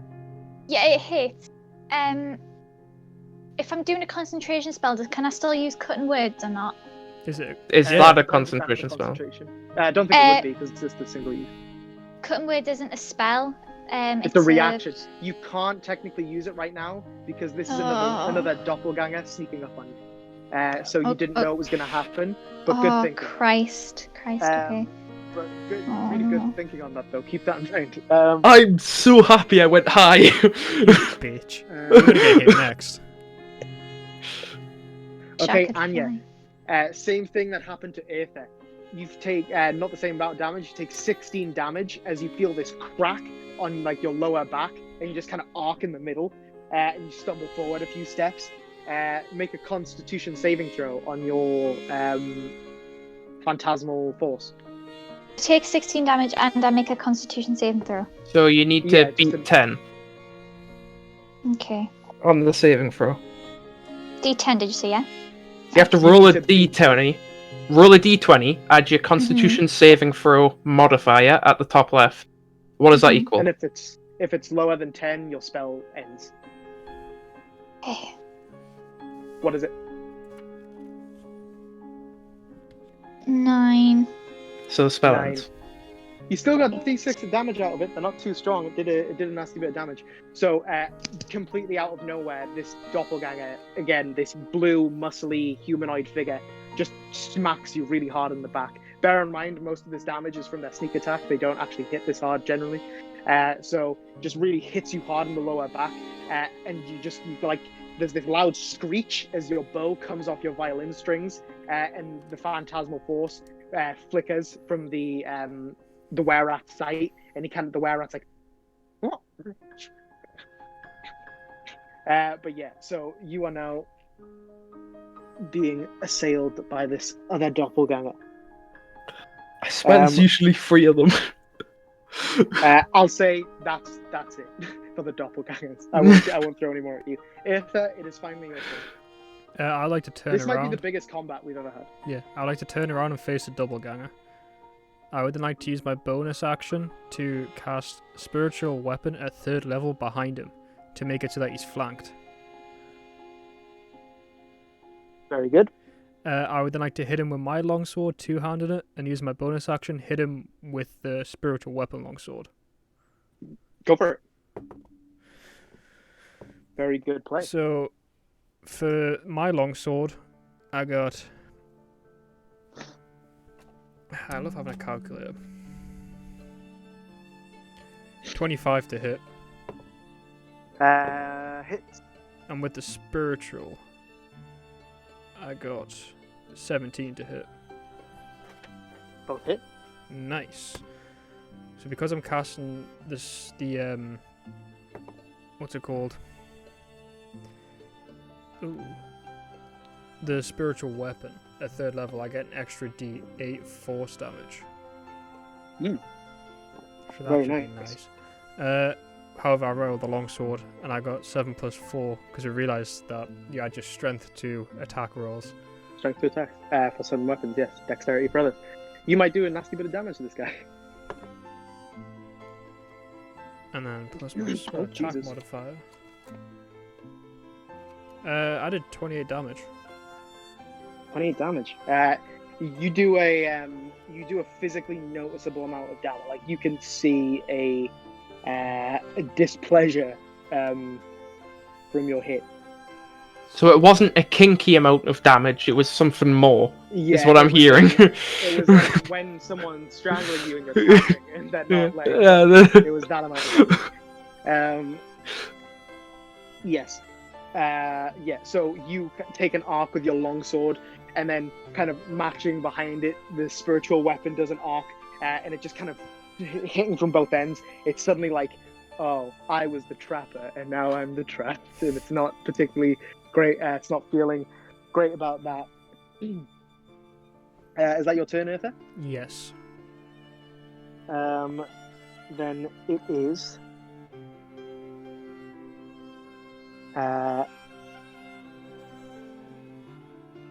Okay. It is the were-rat that Anya had tricked. So that guy isn't happy. But also, Ramas is kind of. Oh no, Ramas got bitten.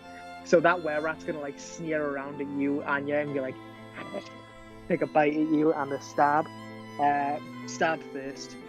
That's that hits. That's 14 + 4, 18 to hit, and the bite got a lot worse. 9 to hit. So the short sword hits, but the bite does not. Can I use come words? Yes, you can. Okay. I need to check how much that is. Like, well, that does. Yeah, no worries. Yeah, this is a lot of combat. It's a big initiative roll. I have a feeling I'm gonna die, so I need to use cut words basically. Don't. At least you're not a rat. I can. We can revive you now. I can. No, I don't have that prepared. You don't. I can have spare the dying.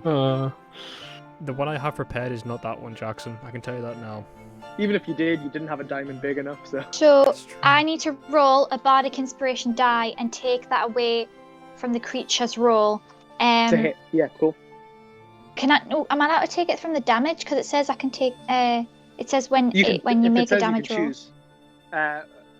No, does it say when it makes a damage roll against you? Yeah. It's hang on. Let me just double check.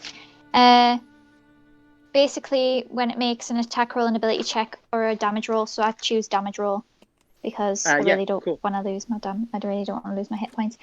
So that's a 1d8. Say this now. Yeah, that's your not the most of your worries. Oh, for God's sake, it's 1. That's a 1. 1. Doesn't even matter anyway. Go of it. So you just kind of shout like, ugh! As it's like lunging at you, and you notice it's a bit like, all right, it's a bit miffed, but it hurt, but like in the way that a breakup hurts. So yeah, cool. It's another were-rat. That one. How much did I get from that one then? So that was. Sorry, it was. It wasn't a lot. It was 4 damage. Okay. And the other one in front of Anya is going to do the same. Great. Okay. 9, 13 Can I cast total. cutting words again? I'll let you do that on this one, because this one just rolled a 19 + 4. So the first one missed, but this one's got 23 to hit, so you can either cutting words the attack roll or the damage. The attack roll. Go for it. So roll a d8. Okay. Mine just was confident dice. That d8 bardic inspiration is very nice. I know. I leveled up since when we left. 8! You're noticeably buffer. 8. Oh, wow, okay. 24. So that means 16 to hit. Does 16 hit? It does. Oh, Yeah. you just hit. That's actually tragic. You rolled the max and it was still not enough. That would have been such a clutch move. But unfortunately, just... but it wasn't the bite again. It missed on the bite. It hit with a short sword. So, Which is that? 6 damage total. Okay. It's not that bad, but... Actually, technically, was that cutting words again? Yeah. I think, Jackson, do you only get 1 reaction per round? I believe so. Yeah, so you can only do it once per round, but it failed anyway, so it doesn't matter. But just for future reference, you can only do it once per round. I missed it as well. Okay, sorry, that was my fault. Spells are a lot to manage. There's a lot of moving parts. That's why I rarely play spellcasters. Okay, next up, finally back to the beginning. It's Ramas. Battle map will flicker off for a second while I check his stats. Alice, your brother seems to be unhelpfully useless during this combat so far. Not gonna lie, I'm This man killed a dragon, and so far he's dying. Yeah, quickly. A second, alright? You don't think I feel disappointed? Yeah, it's your brother. I'm not related to the dude. I don't care if he dies. At this point, I don't know if I do. Okay, technically, this is why I'm glad I made the battle map vertically, because he can do this. So he's gonna, Samura, he looks up to you, and he takes a pinch of sulfur out of his, he kind of rips his hand from his neck and readies his sword and shield again. And in his shield hand, he takes a pinch of sulfur from his satchel, crumples it in his hand while he's chanting something and moving his sword hand. And he kind of points his finger up to you, Samura, and then moves it slightly to the right. And a column of fire, 10 foot by 10 foot, crashes through the ceiling right next to you, Samura, dealing 46 fire and 46 radiant damage to that were-rat and the mage inside. So That ruins my plans. What spell was that? I want it.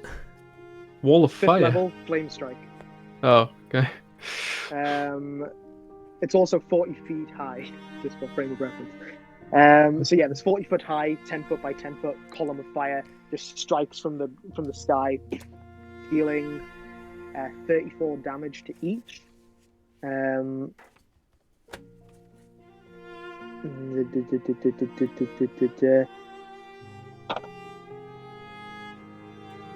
Apologies. Oh wow! Oh, that did a lot of damage. I didn't think it did that much, but it really did. Okay, yeah. Samura, there is now just it's not so much a hole, there's not a hole in the roof because a lot of it was tiling, but it's very much thin and blackened. You couldn't step through or fall through. It's pretty much still intact. It's just scorched. But the were-rat you are engaged, that was in melee with you, is dead. What do I? Everything's falling apart. What do I think about spells being able to cast through the roof? What do you mean? Do I think the mage could cast a spell at me? You think if he could, you would have at least 3/4 cover. You can maybe make out his lower half. You think if he was going to try and aim at you, specifically at you, maybe with another effect, but you can probably also see that mage is also very badly burned. And you think that's not you're not his kind of concern right now. Right. Then Ramas is gonna kind of balance himself on his sword, and he's just gonna shoot a finger gun at you, Eartha, like a. What you see that thing? Cool. Next, it is were-rat A. Which is dead one? Jade and Eartha. Nope, that's B. Were-rat A. They can still attack Eartha, and they have enough intelligence to know that they can't really do anything to this animated armor. Right, it's got disadvantage on its attack roll. Yeah, both attack rolls. Oh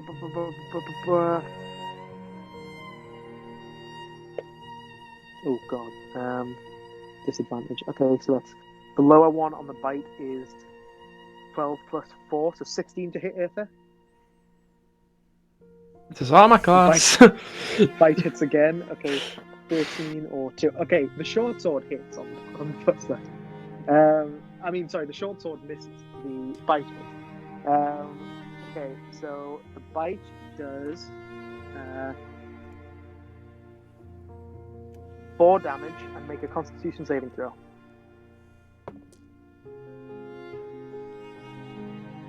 16. Okay, you don't as it bites into you again, kind of on the other side of your neck now. Actually, no, it's from the back. It jumps on your back, kind of flailing a short sword, and you manage to bat that arm away, and it kind of just digs into the back of your neck as it's falling off you. You don't feel like you're you don't feel like howling at the moon or anything. You feel like you think you've shaken it off. It's a rat. I know. Semantics. Eat my ass. You don't feel like eating sewage right now. Not any more than usual, anyway. Okay, Samurai, finally your turn again. Cool. I am going to enlarge Jade. Cool. So she's going to gain the size large and has advantage on. Let me double check. So she doubles in all dimensions, becoming large. Is 8 times heavier, and also. Let me double. I gotta find it. It's a large piece of text. What can I say? Has advantage on strength checks and strength saving throws.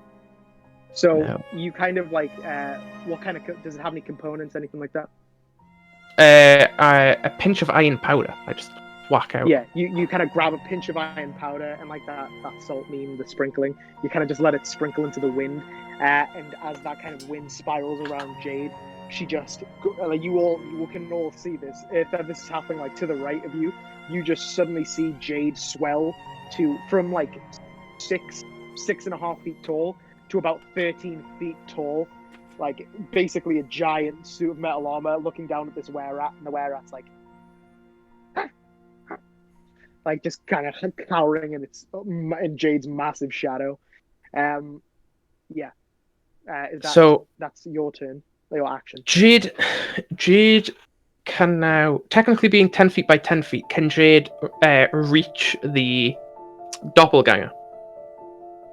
Technically, yes. Okay, so she's going to spend, because she's got extra attacks, so she has 2 attack actions.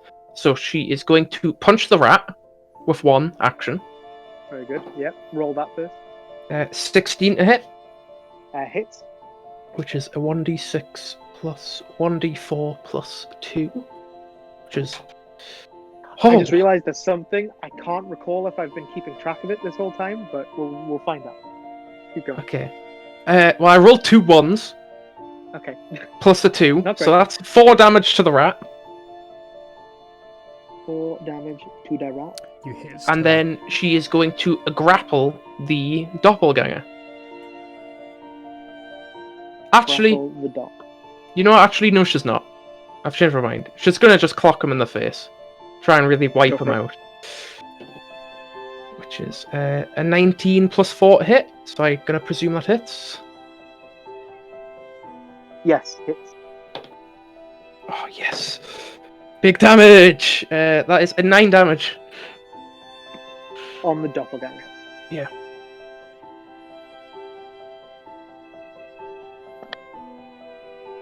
Can you make an intelligence check? Samura or Jade? Samura. 16. 16. This is just something, I'll put it out there just so I make sure we're keeping track of it, because I'm not sure if we haven't been. I don't think you've particularly hit them with that many weapons. You suddenly remember lycanthropes. You need silver to do full damage. Oh, bastard. Wait, does my sword count as a magic weapon? It is, but you need to do it takes half damage from non-magical attacks not made with silvered weapons. So you need silvered weapons to fight. You're still doing damage. You're just doing. They have resistance.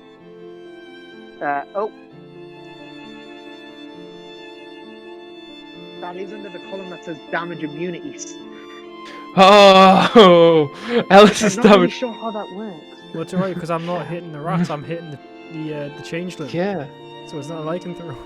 the doppelganger. Somehow, I'm not really sure how, Jade crushing them with a fist doesn't do any damage. Don't ask me to explain how. That's just really weirdness. She punches him clear in the face and he doesn't flinch. He does like an anime, like you can't explain it. That one's still dead because it was fire. I'm pretty sure you guys haven't actually been doing a lot of non-magical damage to them, so it's fine. It's just Jade punching a bit. Yeah, but I'll leave that damage from before because that Jade did because it doesn't really matter that much. They're not super strong anyway. Next up is the mage inside the warehouse, currently still.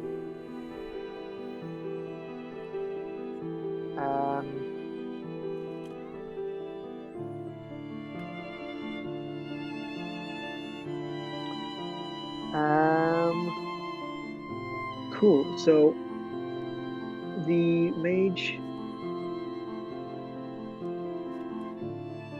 is going to. Apologies.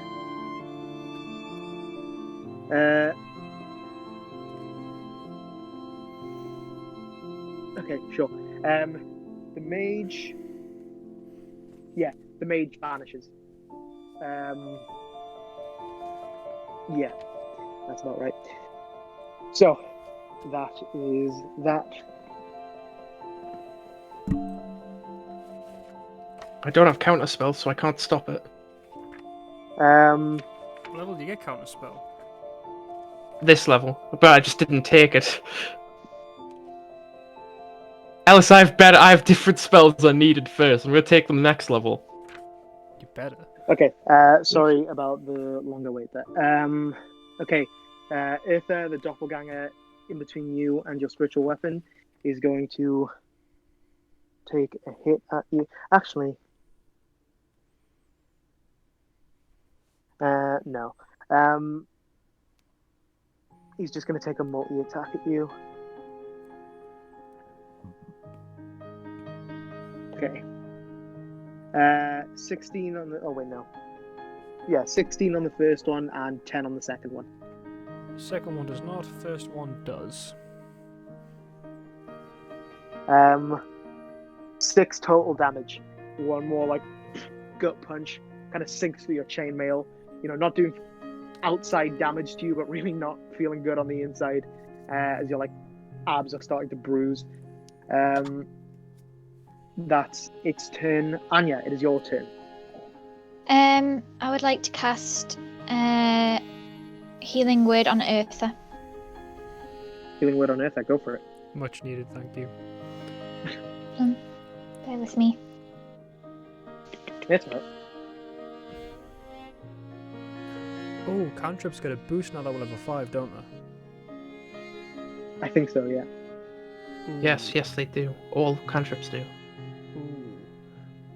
Oh, I forgot I swapped that out. Something I've not looked at yet. Right. Okay. Right. Let's do it anyway. Okay. 11. Wait, 11? Your hit points. Yes, you get 11 hit points restored to you. As Anya shouts something kind of encouraging and positive over in your direction. You've taken a deep breath as the magical, nice bardic energy kind of sinks in. You feel a bit lighter. Very good. Anything else, Anya? I get a bonus action. So tell me again what that narrows down to, because I can't do like. Bonus action is pretty much any spells that say bonus action, but okay. Is Healing Word a bonus action or an action? A bonus action. So you still have an action. Okay. However, you So can't that's cast another either spell. that. Yeah, you can't cast another spell, but you can still attack one of the two were-rats or the doppelganger. You're kind of surrounded by two were-rats and a doppelganger right now. Yeah. Or you can use your action to disengage, so you don't take opportunity attacks and run the fuck away. Do that. You have a pretty clear path to run, so you can do that if you like. Yeah, I will disengage. Can I decide where I want to move to? Yes, except you can't move in between the were-rat and the doppelganger. At first, you can only move like to the left, but from there you can move anywhere. Oh. Okay, yeah, I'll just take what I can. I'll just move to the left, and then I'll move. Yeah. Do you more want to move next. just as far away as you can? Yeah. Cool. Well, actually, no. Technically, sorry. Off the battle map, you could have circled around. So, where did you want to go? Obviously, you said I couldn't go through the doppelganger and the were-rat because I wanted to go to the, You could still do this. Technically, I wasn't thinking about this. Okay. Yeah. Where do you want to go? Well, where I would like to go is, the top right were-rat. I wanted to kind of go a bit behind him. Cool. We'll go 5, 10, 15, 20, 25, 30. Cool. So that's kind of as far away and as close to him as you can get. So, cool. Yeah, good turn. Next up is... Okay. Actually, I'm going to put this were-rat corpse back on just so I don't lose track of it. That were-rat that got scorched just kind of tumbled off the side of the roof and fell down the side. But Anya, funnily enough, that were-rat you just went behind, it's now his turn, except he got a really nice chunk of Ramas. So he's just going to really double down on hurting Ramas's feelings. So he's going to take... He doesn't need to bite him anymore, so he's going to choose to take 2 slashes with his short sword. Me? Both miss. No, Ramas. Ah, okay. So even Ramas in kind of his weakened state, he's kind of emboldened himself with casting a pretty powerful spell. He's kind of feeling himself again. And as this were-rat takes 2 slashes with the short sword, Ramas, not even using a shield, just 2 like deft swings of his long sword, smacks the short sword slashes away. But that is that. Can't do anything else. That doppelganger that was behind Jess, or was behind Anya,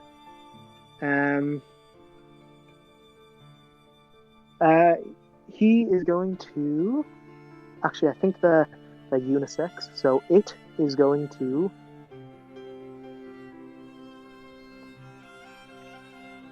Yeah, it... You see in front of you this tall, blue, muscly figure. It just kind of like... Its shape begins to change, and it kind of cracks over, and as it stands back up again, Anya, it looks exactly like you, in every way. It's just a perfect reflection of you, and it kind of... Eartha has his back turned, so it's going to run up beside Eartha. And it's going to end its turn. Motherfucker. Actually, no. It's going to go behind Eartha. Eartha, make a perception check.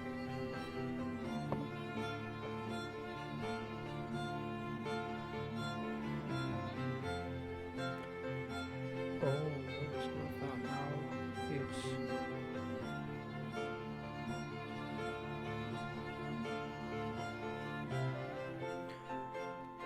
32.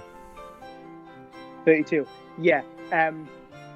In between you dueling this other doppelganger, you kind of get flashes of what's happening. So when you see Anya approaching behind you, in another slash, you see Anya running in the other direction over your shoulder. So in your head, you're like 50-50 that doppelganger's behind you. So if it attacks you, it won't get a surprise attack. Because you're kind of half expecting it. But it's already changed its shape, so it won't get like an action. Eartha, it is your turn. So now you have what what might be a doppelganger behind you, what is a doppelganger in front of you, huge jade to your right, and your spiritual weapon behind the doppelganger to be in front of you. Also, all the doppelgangers there, because jade is obviously a large creature who's 10 feet by 10 feet. If she can reach them, they all have disadvantage hitting Alice. I have a question. Double checking. Because my longsword is already cast, that technically doesn't count as me casting another spell when I swing it, right? No, I don't think so. No. Right. I think it is concentration though, right? No, it's not. Really? Wow, Yeah, so good. You asked this last time. It's not. I'm surprised as well. It just seems so weird that it's not concentration. Yeah, but there's no. I don't know if you'll be able to see. No. There's no C on that. Yeah, there's no C. It's just. That's a really good spell. It's incredible. I'm so happy with it. Yeah. So that doesn't count as a spell. Yeah. I'm gonna swing with it. Use my bonus action to swing at the one in front of me first to see how that goes.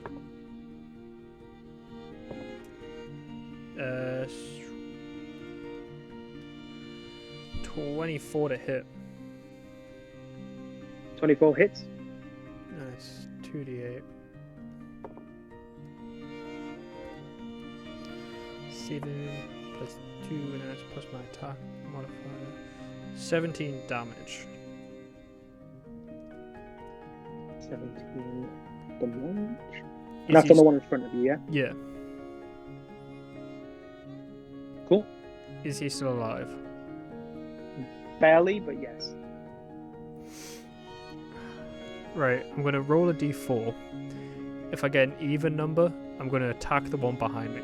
If it's an odd number, I'm going to leave it. Can I just say simply Jade is stood next to you? What do you mean? Yeah, I don't. She does a lot less damage than you. I know, but I don't know if the one behind me is Jess or not, so I'm doing a 50-50 roll.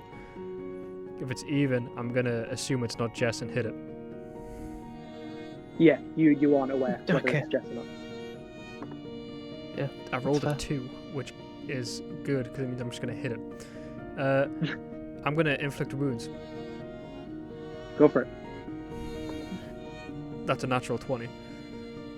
Double the dice damage. So I hope it's not Jess. I've got away, don't. It's 3d10 necrotic damage, doubled. Roll that biatch. 60-10 might insta-kill. It might. This one hasn't taken damage yet, but and it could kill him. Have to roll well though. I assume this thing has like 40 max. Well, I've rolled 43. Not quite. Yeah, it's definitely. Oh, what? As you kind of like you take one big slash at the doppelganger in front of you, you kind of like anticipating how well you hit it and seeing how like damaged it is. You feel you have a bit of a leave to turn around, and as Anya is approaching you, you see one of its arms, kind of not Anya's, it's still blue, and it's, you know, like when in X-Men when Mystique's turning into someone, you can see like the blue kind of being filled in with Anya's like fair skin, and so you're pretty quickly aware, and as it approaches you, she like goes to say something, and you just kind of like grab her on the head and inflict wounds, and like this thing like the skin ripples. And you see like specks of its original form kind of shine through as its kind of amalgam changes. At the end, it still looks like Anya, but yeah, you kind of bring it to its knees, looking up at you as you just kind of hold onto its forehead, inflicting wounds into it. Good, very good turn. They are both very damaged.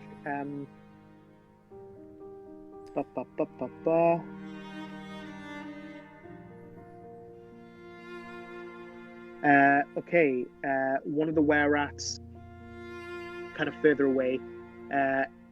He's kind of far away, so you don't really have cover from him, Jackson. He's going to take a crossbow shot at you. 2, actually.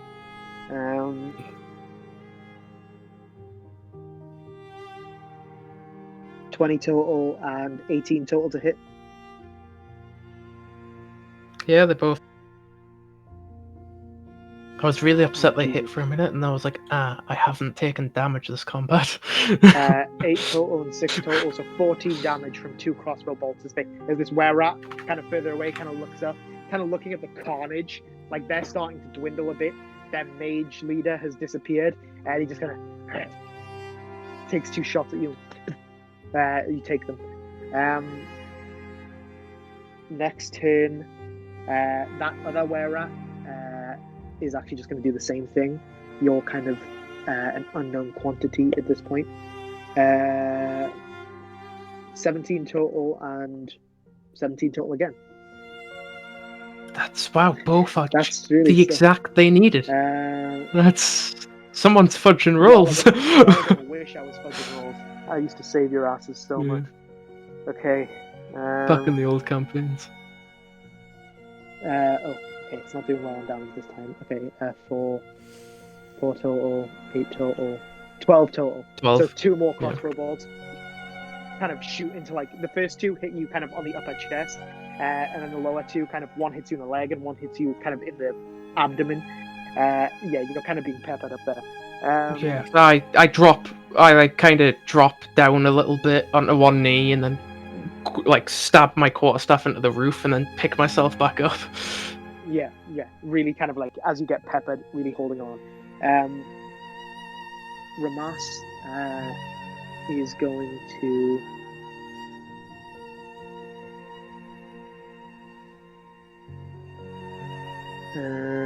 okay. Oh, I have a question. I don't know why you do this to me. Yes, please fill in the silence. Are were-rats humanoid? I'm pretty sure. Yes, humanoid and shape changer. Okay, thank you. I definitely don't have a diamond worth 50 gold. But I have a straight piece of iron. Oh, I do because Chromatic Orb doesn't use it up, and I bought one originally. Yeah, it doesn't consume it. Ramas, Aether, from behind you, you hear your brother shout like, "Thanks for bringing your friends," and he just shout like as those words hit your ears, that kind of relaxes you a lot. Like personality-wise, like hearing your brother's voice kind of relaxes you. But Anya and Samura, it strangely has the same effect. You all regain 21 hit points as he casts Mass Cure Wound. Mass Cure Wounds. Wait, how much was that? 21 hit points. He's a higher level spellcaster than you. You're in his shad. That puts me back to full. It doesn't for me, so I'm quite happy. Yes. He would have done it to Jade, but no consequence. She's also full health because you haven't hit her. He would have just picked her anyway. But yeah, this healing wave kind of like just this healing red and gold energy kind of just it's like and like explodes out from Ramas in a 30-foot sphere around him and manages to grab all of you in it. Cool. Then that will okay. The were-rat next to Jade is going to take 2 crossbow shots at Anya.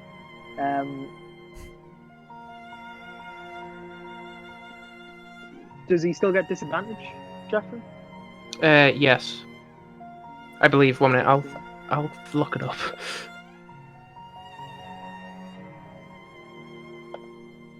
Okay, wow, he's really not. What the fuck? That's crazy. If he rolled 17 the first time twice and 6 on the other 2. So if he does like, it really like whether he gets disadvantage or not really makes a difference. I'm trying to. It's really hard. Right, I'll look up the defender feat and see if it's the same. Defender feat. I'll roll the damage. It's really hard to find. Yeah. Okay, well that's a sword I've found. Oh yeah, the sword with the shield in it. It's pretty dope. Tasha's Cauldron Sidekick rules. You know, I've just realised I had a spell which I completely forgot I had. And I just realised how good it is. It's Guiding Bolt. Yeah. He was going to use that earlier, but Flame Strike became more pressing. Yeah, I completely forgot I had that. Might have to use it. Doesn't me.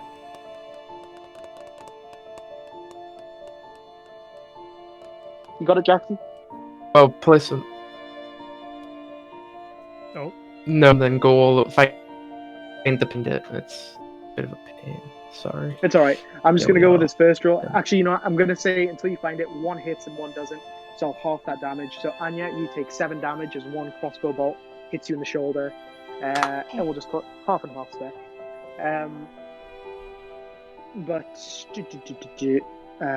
Oh my god. Where in the initiative are we? Ramas Who, went, like, then player-wise? the Rat went. Okay, cool. Samurai, it is your turn. Thank you. Oh no, I've just gotten to a warrior mushroom. The defender. The sidekick can use its reaction to impose disadvantage.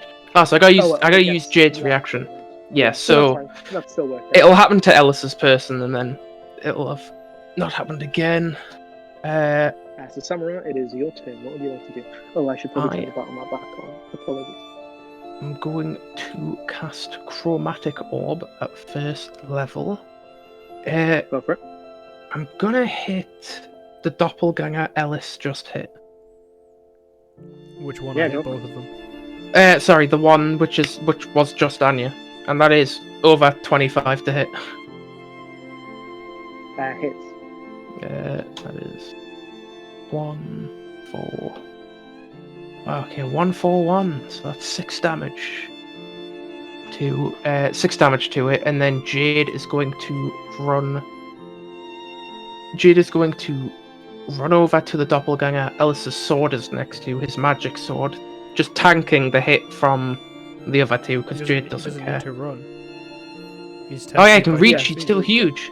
Still huge. Yeah, Jade's just gonna punch that one, which is visibly low. Which is a very low. Natural 20. That one's and then she'll go for it. And then she's going. Then it's a 14 to hit this doppelganger. Samurai also hit. Yeah, go for it. Roll the damage on those. So the first one does double. So that's 1. Adds 6, which is 7 plus 2, which is 8. Then plus the D4, which is another 4, which is 11 damage on the first one. Does the enlarged damage get doubled? I presume not. No, it's just like the base weapon. So yeah, that's 11 to the one between Uther and his magic sword. Yep. And that is 6 damage to the one Samurai just hit on the other side.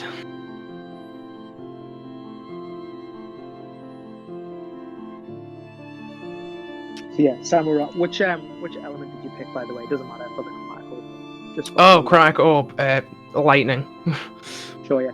You launch a ball lightning down at this doppelganger, and it just completely starts fritzing out and static. And as it's completely just jolting, its muscles kind of tensing and flicking around, Jade kind of just punches them both into the dirt, both dead. They both just kind of get creamed on the ground by Jade's just sheer baller power. Yeah. There we go. So that's a good turn. Okay. Next.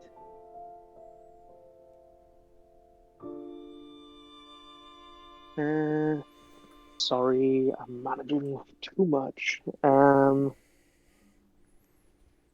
Okay. I was right before this time.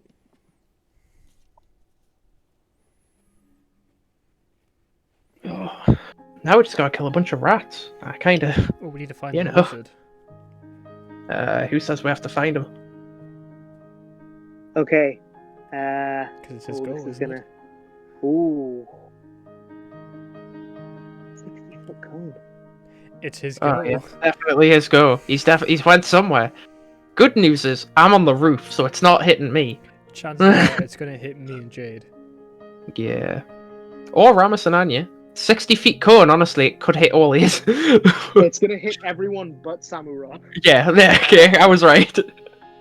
Okay, Anya, from behind you, you just hear a voice say, "Big fucking mistake." And everyone, this is Werats, Ramas, Jade, everyone, make a Constitution saving throw. While I roll a lot of dice. Okay, so I rolled a 3, which if I'm correct... Oh, is that for Jade? Yeah, that's 8 in total. Jesus. Dead 47 damage to everyone. I gotta check these stat blocks before I put them in the game. Yeah.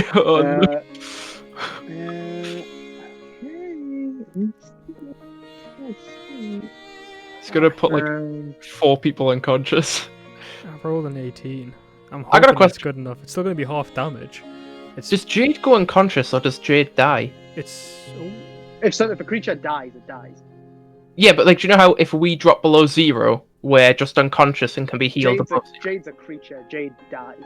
Okay, right. But we can fix it. I might have thought differently about it if it was a... Actually, you know what? I'll say if someone can use mending on her quickly, I'll work out the exact rules, but if someone can quickly get a mending off, I'd allow her to stabilize. But right now... Okay, Ellis, what was your Constitution saving throw? 18. Jess, what was yours? Not the highest. I didn't hear that one. What was that? 4. Oh. 4. Oh no, you're taking the brunt of this. I'm pretty sure you're dead. Like, I'm pretty sure you're unconscious. Now you see... How many hit points do you have, Anya? Currently 27. Yeah, definitely unconscious. Okay, no. Thank God, no. But you're not looking good. Right. Oh, wait. Okay. If this is some sort of necrotic spell, some necrotic spells, when they put someone unconscious, have an insta-kill as well on the top of them. Mm-hmm. Yeah. Okay. Anya, from behind you, you just feel this blizzard completely, like, you can completely blow past you. 25 damage for anyone that failed, but so you take half that. Eartha, Because rounded down. Rounded down, okay. Yeah. Ramas does not. I presume it's cold damage. Yes. And it's 25, okay. I have 2 hit points left. Oh, shit. I picked the right... Where is it? Oh, that doesn't do much at all. As this like hailstorm, it was Cone of Cold, for frame of reference. But it says here, a creature killed by the spell becomes a frozen statue until it thaws. All of the were-rats, as like this blizzard calms a few seconds later, are just completely frozen in place. Jade obviously took the full damage, by the way. Yeah, all the were-rats are completely dead, but like frozen statues, like Medusa's garden got really cold. And Ramas is pretty badly damaged, but he's alive. Everyone's still alive, but except the were-rats of. And Anya, you can like just kind of make out like a satisfied little chagrin behind you. Let me just strike a lot of stuff off of the. So he's no longer You invisible. also. No, he is. He is. Oh, you can't find him. Greater invisibility, baby. Yeah. Okay. Got an idea. Okay. Then next up, Anya, it is your turn. So Anya, your back, like the back half of you is like completely frozen, and you just kind of like regain control of yourself. Like your muscles are completely limp, like you are like freezing cold. You can't feel your nerves. Did you say Mage was still around, but he was invisible? He's invisible, so you know he was right behind you when he cast it, but he could have moved by then. You're not entirely sure. You can take a guess and just stab, but your best bet is to swing because you're not going to know otherwise. If a spell is range self, does that mean it affects you? Right. So, how far can I see in terms of range to see invisibility? Have you got the spell, see invisibility? Yeah. Is it an action or a bonus action? An action. Action. You can see anything invisible. You cast it on yourself, and now, as far as you can see to the horizon, you can see anything invisible. Okay. Yeah, For the I'll duration. use that. So, does it? What components is it? VSM? Yeah. What material component is it? A pinch of talc and a small sprinkling of powdered silver. Yeah. So you reach into your satchel and you pull that stuff out. You smear it together in your hands, kind of like actually in one free hand, holding the bow and violin together, and you're kind of like, oh, I've got you. Like I can now I've got you. And as you do it, and you kind of just like rub it on like your over your eyes, kind of tribal style. This like white talc, kind of like you kind of look to the others like a barbarian, kind of just like this white line across your face. And as you turn around, he's just sitting there, like completely unaware that you can see him, just like twiddling his staff, exactly like not right where you thought he'd be, kind of directly behind. In fact, I'll put him on the map, and I'll put the map back on. Oopsie doopsies. Kind of slightly to your left. He's just kind of slightly moved, 5 feet. Just very smug. You can't cast a spell as a bonus action because you've already done it. Yeah. But you can shout if that's what you like to do. Shout to him. Oh, to you us. can't attack. You can point at him if you wanted. You could tell us where he is. But if I shout that, then he'll know I know where he is. But he can't do a thing. Yeah, but it's not his turn before theirs. Okay. I'll probably just say, so 5 feet. mage right behind me. Yeah. So as Anya kind of just like extends a finger like completely to her left and just says, "Right behind me." He kind of goes like, Anya, you see him like your hands there, and you just see him go like. Like look up at you and make eye contact with you, and he's like, "What the fuck? How the?" And then he sees like the talc across your face, and he's like, "Oh!" And he's gonna get censored by the time someone blasts him. I think. Eartha, it's your turn. Guiding bolt. So, yeah. Okay. Just roll to hit or whatever. He's got like 2 hit points. Is the thing. Unnatural 20. Hits. Isn't it like 3d8? Isn't it the same as my chromatic orb? It's 4d6 at this level, That's but similar. I can cast it higher if I wanted to. Well, chromatic orb's only first, so it's similar. 15 damage.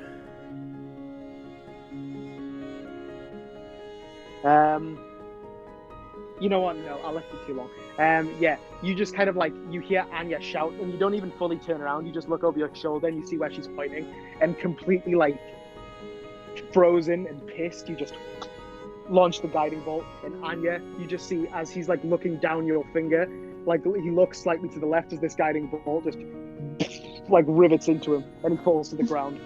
And the invisibility fades, and you guys see him there lying in the ground. Well done. That's combat. I presume you were going to cast counter spell, but left it too long. Yeah, but I left it too long. He'd already said damage, so I didn't want to take it away. So I kind of figured it more of like his panicking. He didn't think Anya would be able to see him, so he wasn't really ready for it. My invisibility spell. Yeah, that was a good use of see invisibility. That was a clutch use. Yeah, good work. I think it's from the violin, isn't it? No. Wait, actually, I think you got Zone of Truth and see invisibility, but that might be I'm misremembering. Sorry, bear with me. I'm trying to check. It's alright. I was presuming Summerrod seen the direction he was, so I was gonna cast. Yes, on my violin. Dispel magic on the area, but I think you need a target. Is the big issue. Yeah, I don't think you can dispel magic invisibility. But yeah. So as like the were-rats are like the weather, even though it's a warm day, it is not warm enough to thaw these statues, so that they're dead. But like it's not warm enough for them to melt. So they're kind of like there's just these 4 were-rat ice sculptures kind of in the center of this little arena. And yeah, obviously battle map's not particularly useful anymore. But yeah, so you guys are just kind of standing here, and Ramas kind of stands up and rebounces himself, and he's rubbing the bite mark on his neck. Samurai, do you fly down or are you staying high up? I'll stay high up for a second. You kind of like sit down on the roof tile. Yeah. Haggard. Eartha, Ramas kind of calls out and he's like, "Shut up just in the nick of time." Well, got so much to tell you. First, I'm gonna check the wound. Yeah, he kind of lets you take a look at it. You can see like the cursed black root, like the black veins spreading out. You can see he's definitely been cursed. Can I do an intelligence check to see if I could do remove curse in the morning? Can I do an intelligence check to see if that would work? It would be intelligence, right? Or would it be arcana? Yes. Could be medicine. Just dependent. Okay, well, I've got a solid I've got it here. 15. 17. 17. Cool.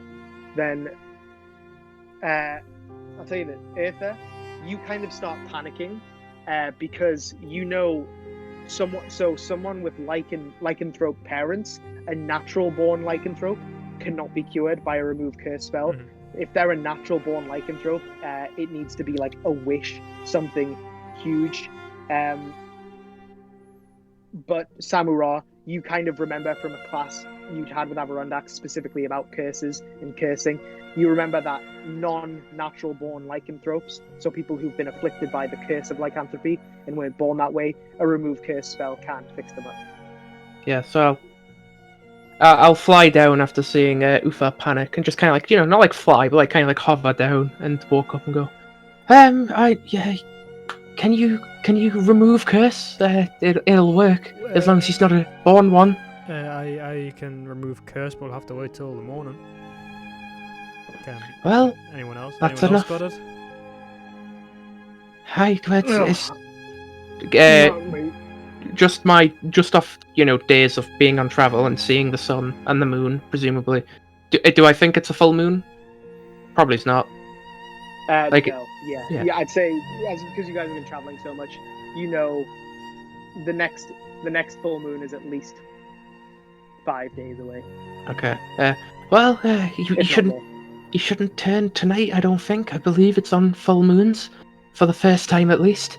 So it doesn't matter. We can do it tomorrow.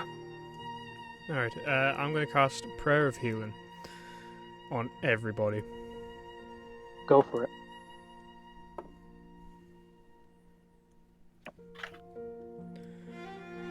Everyone regains 20 hit points.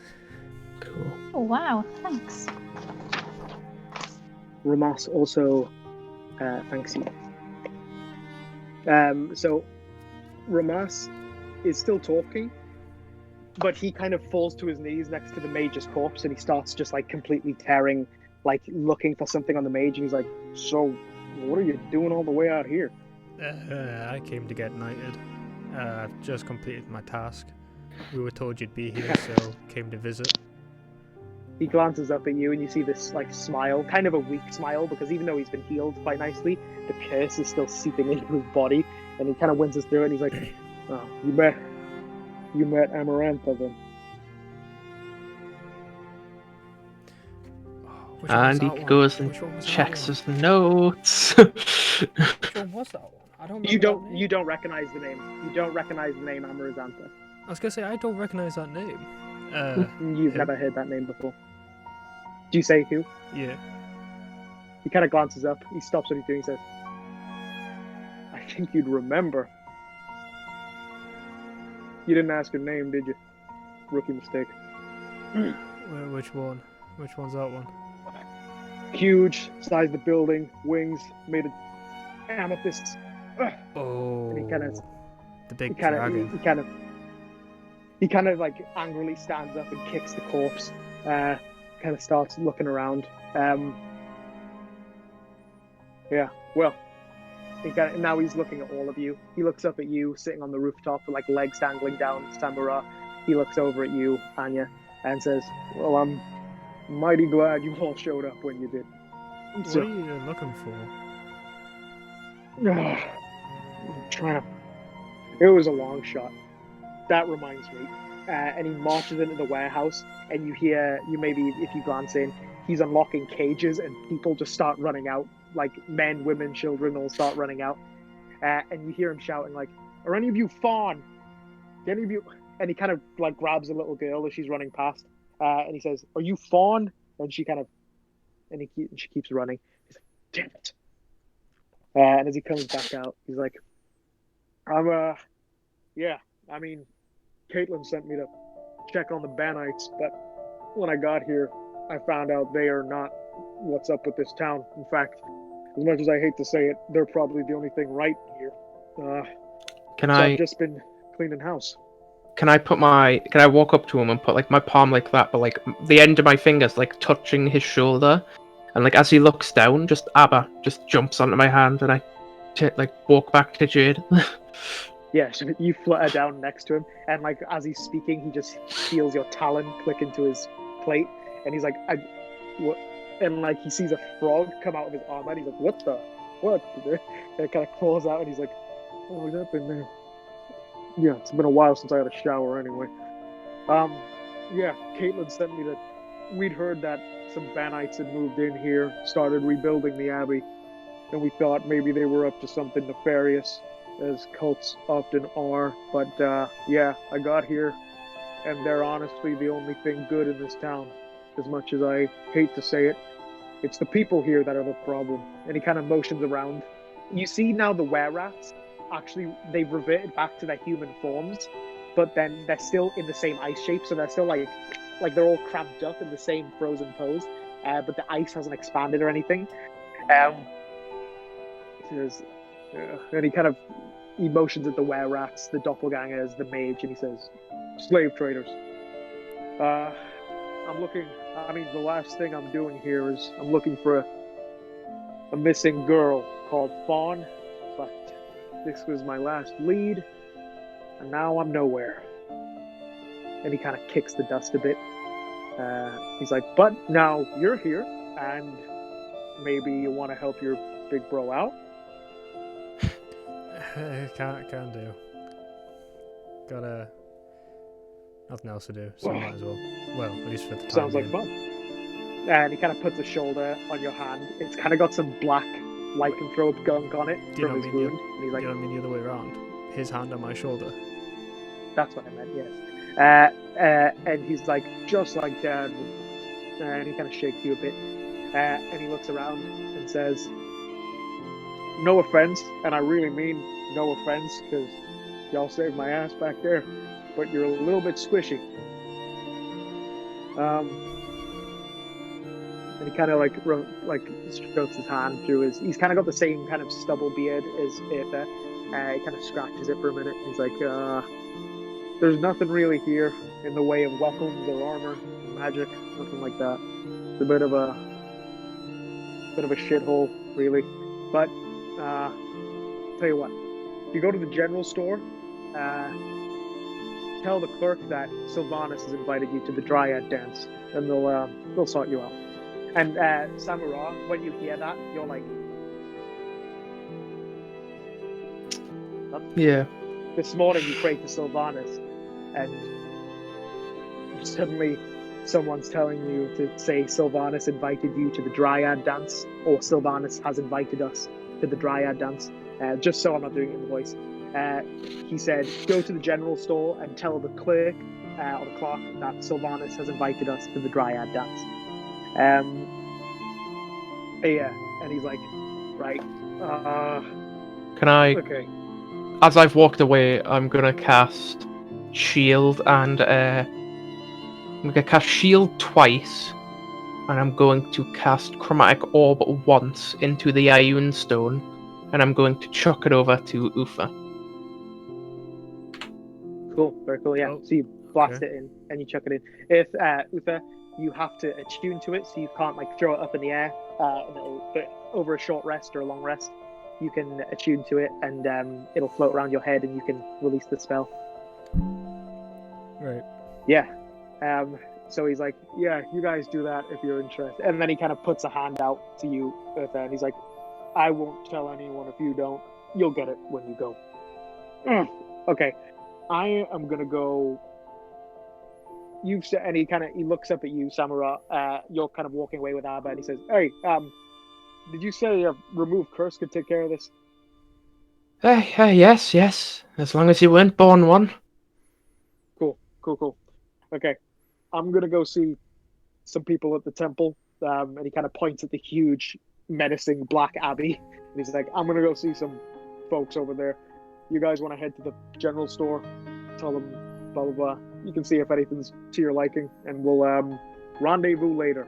How's that sound? Sounds good. Awesome. Okay. And he kind of leans... he's like, you can, growing up with him, you kind of know there's something he wants to ask you, but he's not asking it. You can choose to press him if you want, or you can see he's not going to ask, but you can choose to be like, what, if you want. Yeah, I'm literally just going to say what. He's like, so, who did you meet at the Citadel?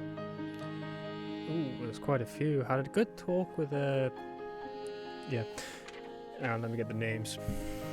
It's a while ago now. No, not that one. Okay. No, not that one. No, it is that one. Is it? You're an idiot. You're an idiot. Oh, we need a short rest, by the way. What was it? Elizabeth? Met her. Yeah, you met Elizabeth at the gate. Saria. You met Saria, Uriel, Lady Caitlin, Blookhorde. Faust. Yes. Are you just kind of listing names of people? Like, are you just kind of listing everyone you knew? Caitlin. Yeah. When Samurai. Can I, as he's listing a bunch of people, as I hear the name Faust, I'm going to dive my hand into my satchel and grab hold of the stone, but I'm going to purposely keep the stone in the satchel and just keep my hand in the sending stone or the stone that speaks? The stone that speaks. Yeah, you're hiding it. Okay, cool. Yeah. When Itha and Anya, can you make perception checks?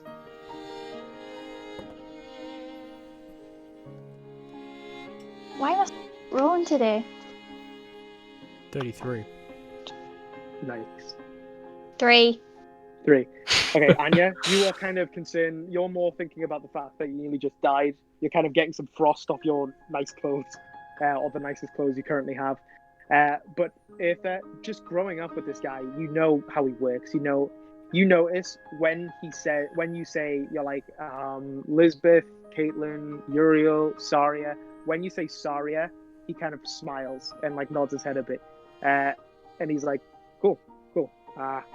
What did you think?" I hated that joke they pulled. Yeah. He kind of, you notice he gets a bit wistful for a bit, and he kind of like punches you in the shoulder, and he's like, "Little bro's all grown up. You're nearly a knight, bud." And he kind of smiles, and he's like, "Of course, when I get back, I'm gonna be a lord, but that's neither here nor there. You'll catch up. Fuck you. But what did you think of Saria? I didn't really spend much time with her, to be honest. Oh, I was really hoping you were gonna miss the steal. You go, oh yeah, I'm gonna try and steal it. Samura, you kind of like, you spent a lot of time with Saria, and you're like, yeah, she said I was buff.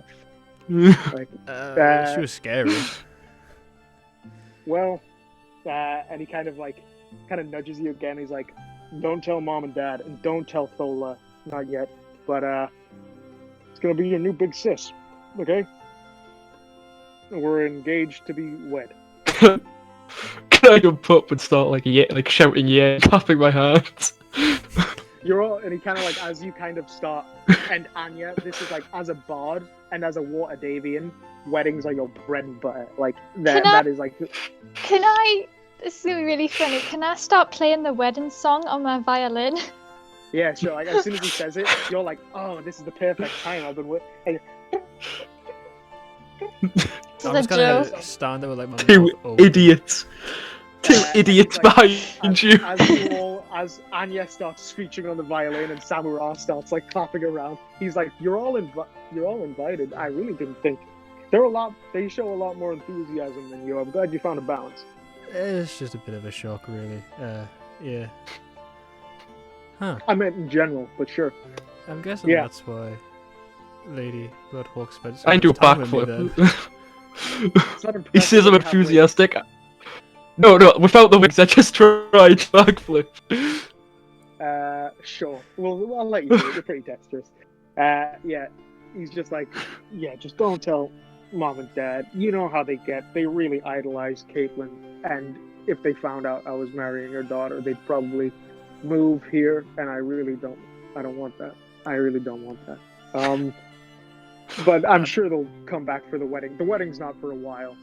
Probably sometime later or next year. How are you going to tell them? It's going to take them a while to get here.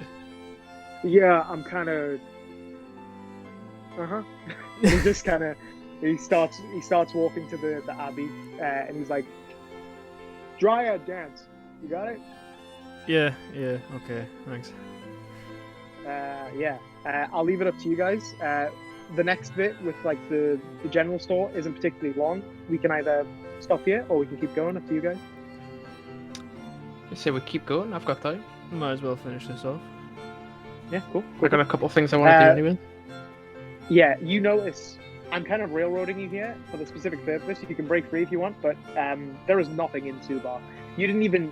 He kind of points out the general store. You would have not known this was a general store unless he pointed out. This place is really boring.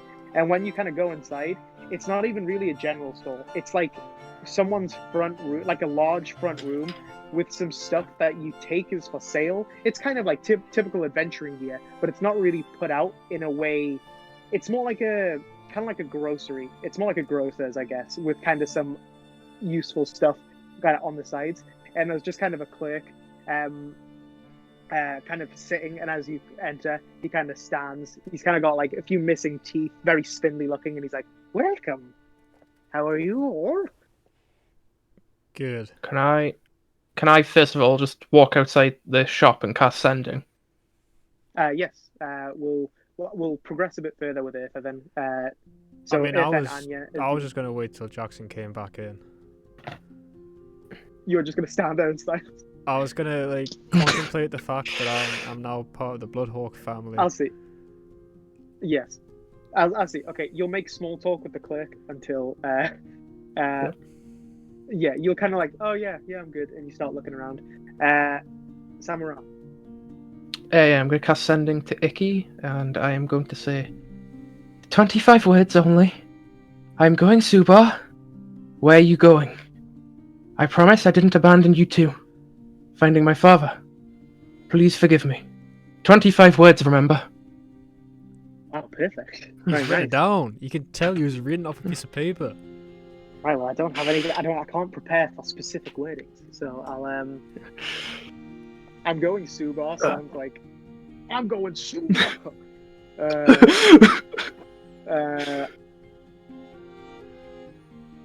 You hear back. Okay, that makes more sense. Shit. 25. Okay. Not Neverwinter in shit. No.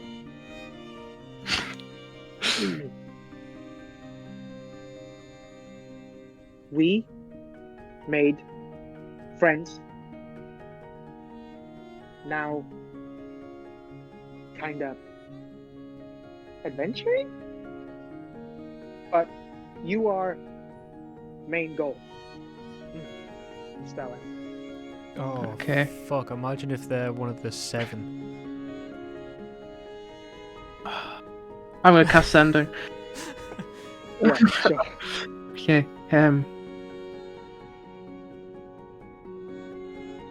Titles. I have it now. Okay. That's it. Titles. Titles! Titles are Keysman. I'm gonna say it as a question. It's not gonna tell I want to. Plus, she understands the meaning, so I could do that. Wait, did you say titles are keys? Yeah, I'm saying it as a question, as if I'm asking. I don't even. Bradley doesn't even know what that means. Have they revealed themselves to be a Keysman? Like, is that? Have what they said their claim titles? themselves Are they as? Keysmans? I see. Yeah. Oh, Yeah. you're asking for their title. Okay, that's fine. Yeah. Okay. Titles are keys. Meet me, Baldur's Gate, if you can. That's 10. Okay. As soon as possible.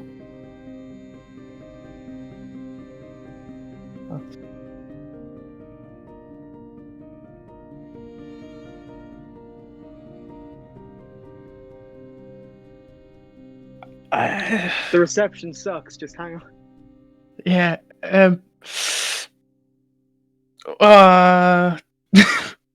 I'll try and speed it up. I'm sorry. I'll say the spell will end in a second if you don't.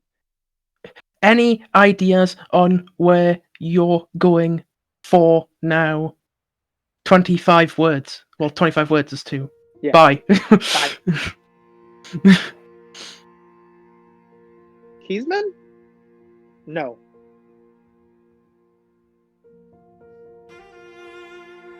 One is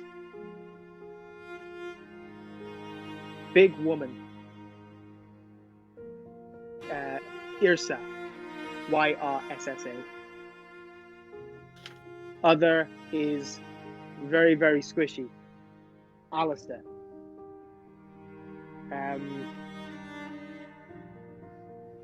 We left Neverwinter a few days ago. Not sure where going. Call soon. It's like call soon. Okay. You what? Right. Is that the end? Yes. It's 25. Okay. Right. Yeah, I'm out of spell slots, so I'll just go back in. Do you relay any of those messages, or are you just? No, I'm just walking back in. Okay. Cool.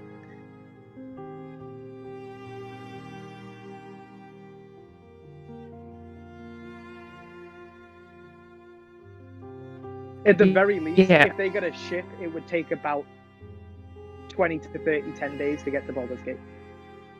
Yeah, see, the idea is I'm going to keep casting Sending every, couple of days. Hopefully every day if I can. So I'll keep track of where they are, so I know when I need to go to get there. Yeah, so Samurai, you'll join Anya and Aether inside. So this store clerk's just kind of letting you look around, and he's kind of playing with what looks to be just like a little leaf. He's just kind of tapping the stem, and then the stem of it kind of flaps up. He looks very bored. He's just kind of playing with it. Yes.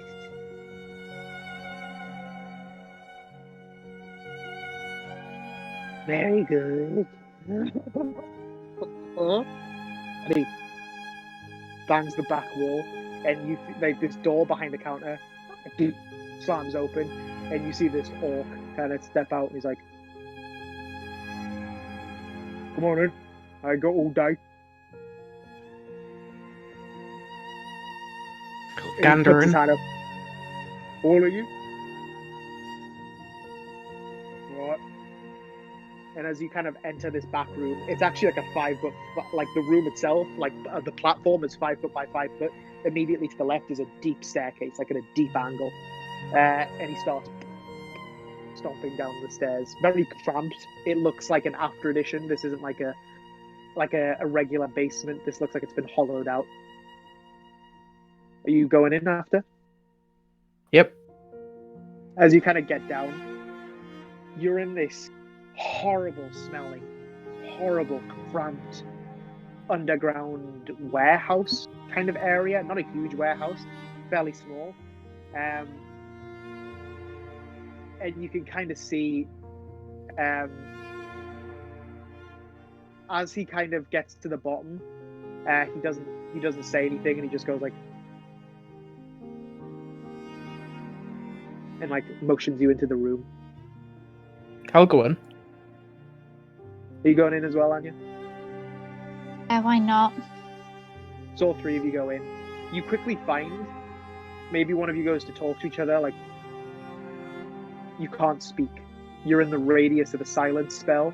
You can't make any noise. And you just see what appears to be a druid, a very old, very dirty looking man, kind of hunched over what appears to be some like a big desk filled with all varieties of plants and powders. And he's just working away, kind of unbeknownst to you. You're looking at his back as he's kind of working away, and you're just kind of making your way through these narrow hallways of like what appear to be like crates covered in like linens. So you can't see the actual crates; they're all covered. But yeah.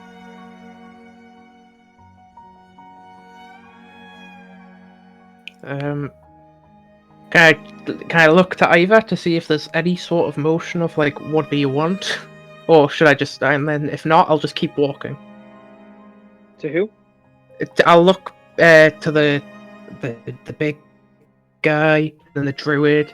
The druid presumably doesn't look back, so I look at the big guy again. Like the druid has no idea you're there. You're facing back in a silence spell. So yes, so I look to like. Yeah, the orc will just go.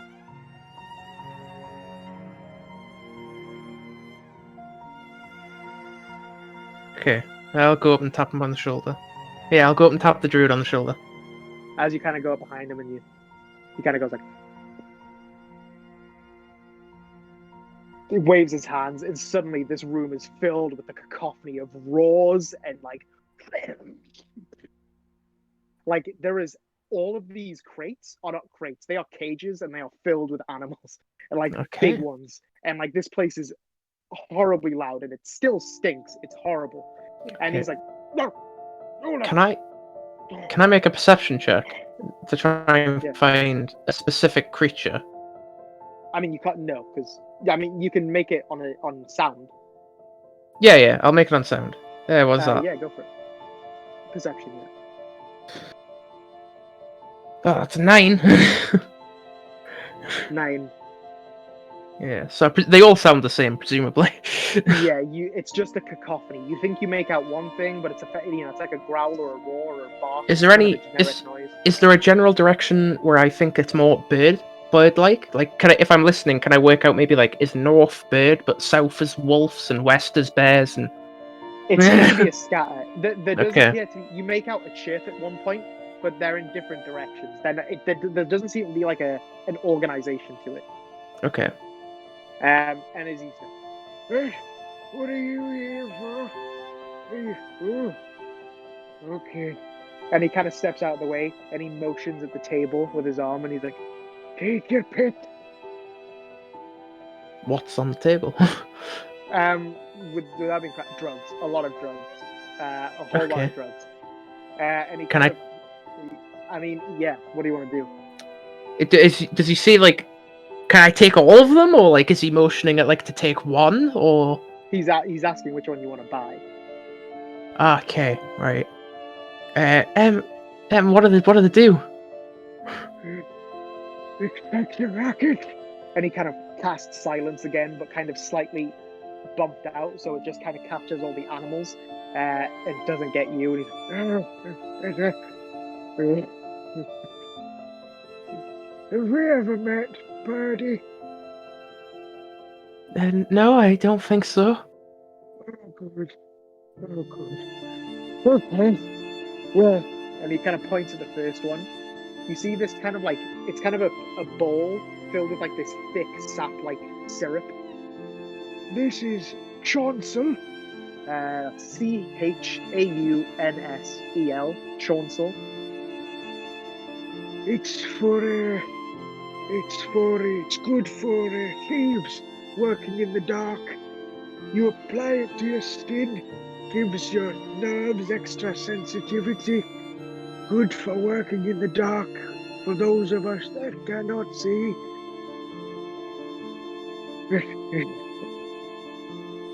And he moves on to the second one. Hornspear. Haunspeier. You see, it's like a dried paste, and he more directs this one at you, Samurai, noticing that you're a wizard. You take it orally, but your intellect functions at a higher degree for a few minutes. It's a +5 to intelligence for 2 minutes. So all of your spells that are based on intelligence, everything like that, temporarily boosted by 5, or like the intelligence is boosted by 5, and how much more? Can I ask, would it be an action? Yeah. Can I ask, would it be an action, interaction, or bonus action to apply? I'll say it's a bonus action. Okay. I've just realised my mic has been muted, and I have no idea for how long for. Not long enough. I'll go through there's 3 more drugs, and then we can reconvene. Next one is Kamarth. It's Kammarth. Again, it's in a bowl. It's like they're probably all in bowls, but this one's kind of like a beige jelly. You apply it to the skin anywhere, doesn't matter. And that one gives you the effect of expeditious retreat for a minute. The next one is Vornduir. It's Vornduir. It's a powder, and he tells you inhale it. You kind of it gives you resistance to cold, but it has random side effects. Quite it's a dangerous one. Not too bad. What kind of side effects?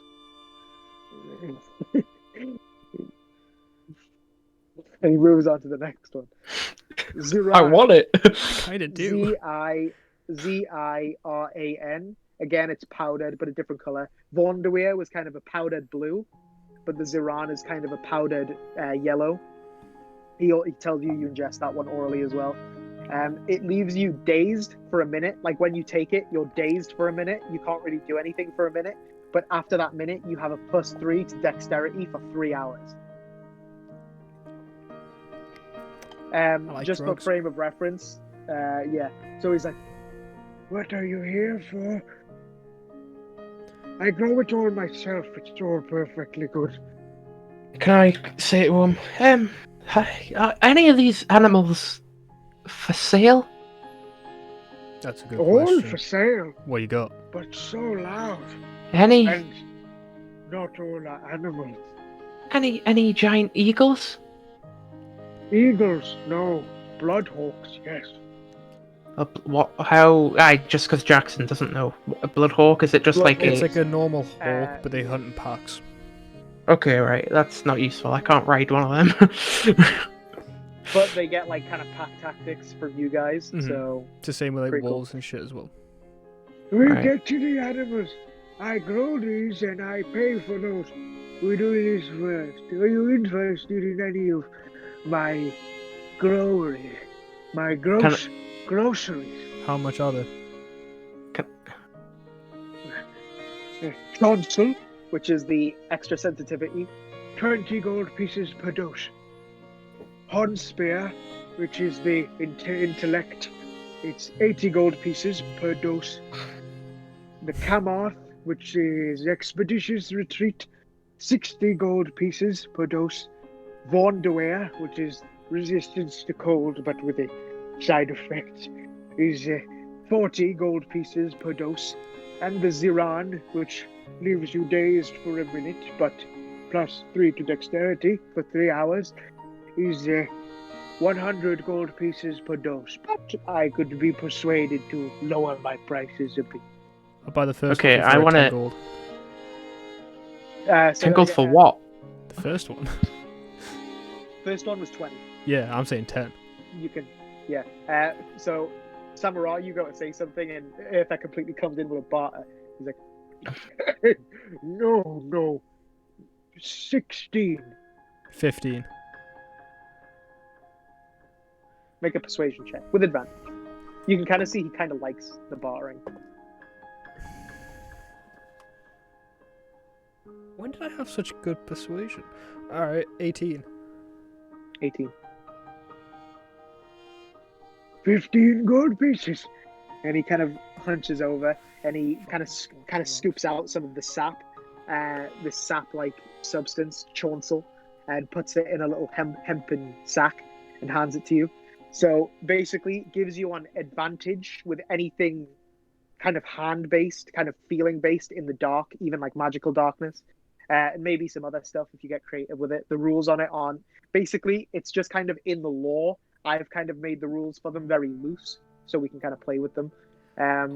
So yeah, that's kind of the main vibe. But you apply it to your skin, so you rub it on your hands. If that's like, if you want to have extra sensitivity in your hands, you would rub it on your hands. The sap on the nerves in your hands. I would like to come in there with a come on, one spellcaster to the other. You must be able to cut me a raw material deal here.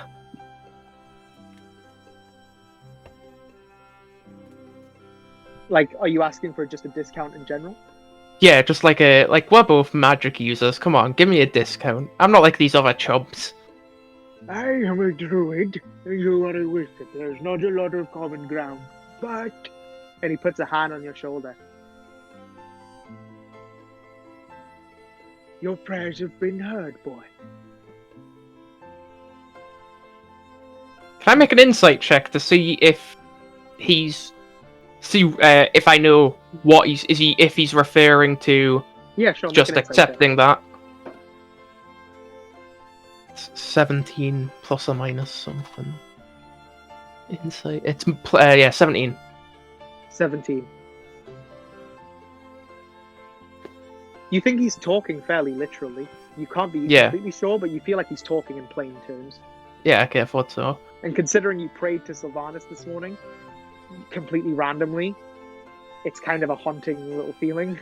They have, especially, you've always been told the gods are good for nothing. They only get in the way. They make rules that don't need to be in place. They're irritating. They're nothing but a distraction, nothing but a disturbance. It's working out pretty well for you so far. Yeah.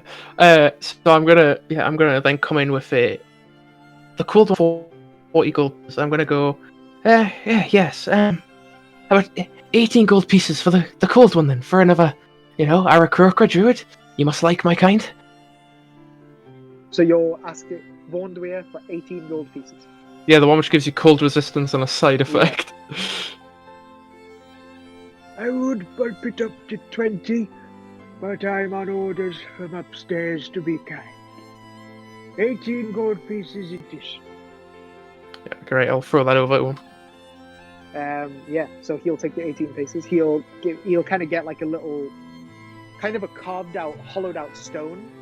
And he'll scoop some of the powder into it, this kind of light blue powder, Vornduir, Vornduir, and he kind of puts these two rock pieces together and slides them across, and they're pretty locked in place, and he hands it over to you. What about you, girlie? Any of my plants? Which one would you recommend? Well, my personal favorite is the Ziran. You might only be dazed for a minute, but it's the best minute of the day. Pay 100 gold pieces. Can you do a discount? You can kind of see he's very, he likes how much you're playing with him. Our negotiations are not finished. You still want to look at what is underneath the curtains, but I will give you all a discount on anything else if perhaps you do a little job for me. What's the job? As you heard and as you smelled, I have quite the menagerie down here. you can kind of see he's kind of looking specifically at one. It's just a dragon in the back left corner of this place, and he's like, and he kind of looks you all up and down. And he's like, "How hardy are you? What foes have you faced?" An iron golem. Hey, can I pipe in and go? My friend over here stood face to face with an ancient dragon without even holding a sword. I'm not lying. I am not lying. You're not lying. It's actually more than that. He actually gave it his sword. Like, fucking, you take it. You also forget I told it to shush whilst I prayed. Can I add them 2 bits in too? Yeah, you kind of just keep sputtering like, oh, and also. Sorry, I'm just trying to find something and it's really fighting me on this. I just realized I told that dragon to shush whilst I prayed. That was probably that could have been a huge mistake if it wasn't a good dragon. That could have just destroyed you on the spot. If it wasn't a good dragon, it would have killed you anyways. That's true. That's very true. And I wasn't coming to help you. Oh no, I accepted defeat at that point.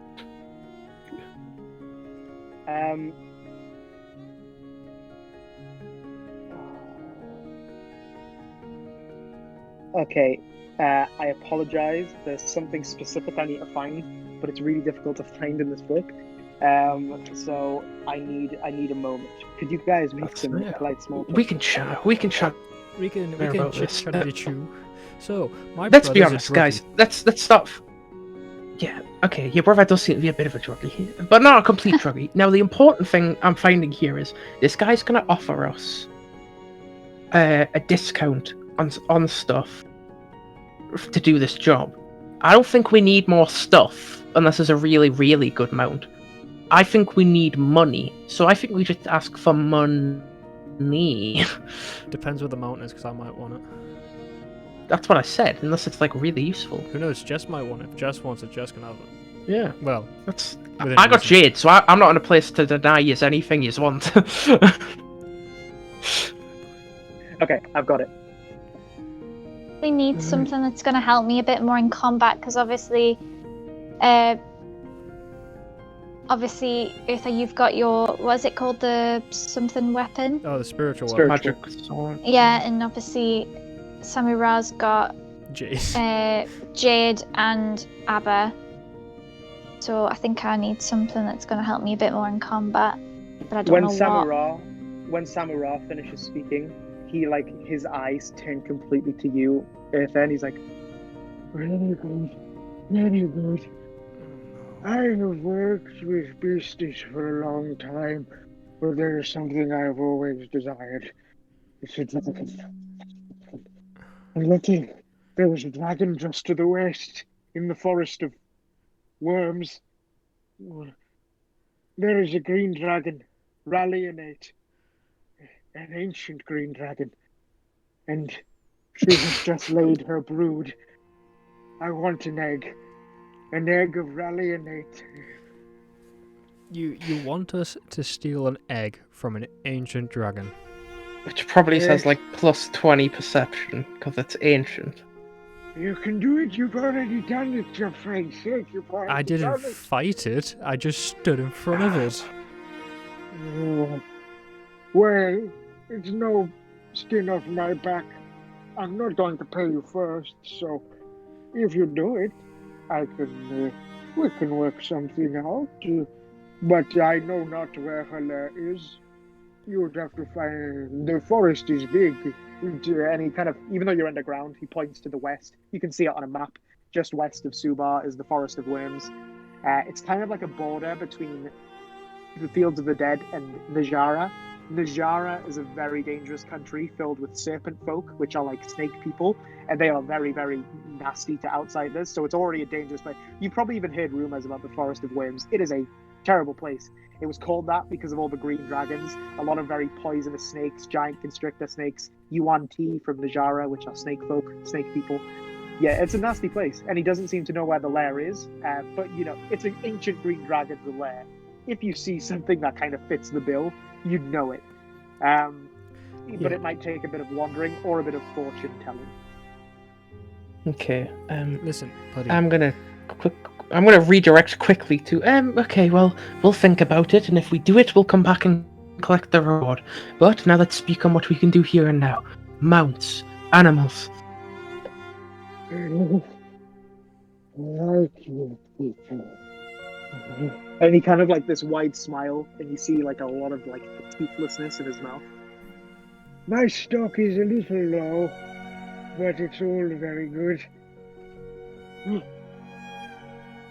And you see that orc starts just pulling stuff, like pulling curtains down. The first thing he reveals is an almiraj, Almiraj. Samurai, you actually recognize these creatures. They come from Zakhara, so far, far away. But like the trade of them comes through Chilt, so you've kind of seen a few. Almiraj are small creatures. They are rabbits, but they have a unicorn's horn. So they are unicorn rabbits from the faraway continent of Zakhara. And this thing is just kind of like, as the light kind of is unveiled on it, you see in each of their cages are actually, you kind of think like, oh god, is this guy cruel to animals? They are each in like their own terrariums. They have like their own suns in there, and like the place, like the Almiraj is in like a semi-desert oasis. Very much fits the Zakharan vibe. This thing looks more comfortable in here than it looks in the wild. And as like the curtain unveils it, it kind of starts looking around at you three. Almiraj, very hard to get your hands on, far, far away. And he kind of looks at you, Stammer, and he says this, as I'm sure you can appreciate. 250 gold pieces. And the orc pulls down the next one. Again, same thing with Bloodhawks. You can see there's 2 Bloodhawks. There's more actually, several terrariums, each with their own Bloodhawk. And they're actually kind of flying. And you can see like they're in, like they seem to be unaware they're in a terrarium. They are flying in place, not moving, but they seem to think they're moving. But yeah, Bloodhawks, so kind of like standard hawks. 125 gold pieces for the Bloodhawks. And Eartha, he kind of looks at your crest of the Red Knight, and he's like, Bloodhawk, huh? And he kind of he clicks for the next one. At first you don't see anything, and then this hound appears, this dog appears, and it teleports again. This is a blink dog, teleporting dog, kind of keeps, and it kind of chucks its ball into the air, and then it teleports and captures it on the other end. 300 gold pieces for the blink dog. Oh, I should mention, all unnamed. I leave that for my customers. They all think they're in the wild still. Stupid animal. Next one. This is a much bigger terrarium. It's filled with flying snakes. So snakes with wings. You know, these are typically used by a quite evil group of people called the Zentarum, and it's very hard to get your hands on flying snakes outside of the Zentarum. So you take it, based on what you know about this guy from the last 10 minutes, he probably illegally came across some of the, and like the Zentarum would not like that he has been breeding these flying snakes. 200 gold pieces for a flying snake. Now we're getting into bigger things, yes? Next one. Can I, 1 minute. Uh-huh. Can we check how much gold we have? Because I don't want to stretch you to do this entire big list if we literally can't afford it. I've got ways. He's showing you through it, and he's asked you to do a job. So, okay, fair enough. Jess? So yeah, you see all these flying snakes kind of flying around in this larger terrarium, coiling onto branches and then kind of flying off again. They all look quite happy. He kind of, the orc kind of unveils 2 at the same time. Actually, 1 on each side. One has 2 mastiffs, 2 kind of hounds, 2 hound dogs, not blink dogs, just normal mastiffs. Kind of like they kind of see people and they get excited and they prop up and they kind of like put their snouts outside of the cage looking up at you guys. The mastiffs are 150 each. And the other one you see is a lion, a fully grown lion, who's just kind of like sitting there, And he's like, The lion is more. It is 400 gold pieces for the lion. But I have one more thing. and the orc kind of walks off, and you see where he'd been glancing at before, the back left of the room. The orc kind of like puts the hand on the thing, and you hear a snap right under his hand, and the orc like, and he just kind of grabs it and pulls it off. And at first you don't see anything because this corner of the room is completely shrouded in darkness. And this is the only terrarium that isn't like a terrarium. This is an iron cage. You can even see runes and stuff on the caging. And you just see some blue scales kind of move inside as it kind of approaches. And you see this kind of almost rhinoceros-like head. You recognize this is similarly to the flying snakes, where the Zentarum have exclusive rights to make these. These are their emblem. You see, this is a symbol of the cult of the dragon. This is a god drake. This is a very powerful lower dragon who's like smashes its head into the side of the cage, and like you can see it kind of takes a lot of pain from that, and it kind of like, and it kind of just like, it kind of, you know like a movie when someone would like ring their finger along a bunch of cage like prison doors, and it'd be like ding ding ding ding. He kind of does that with its kind of protruding horn, like, and it kind of just like,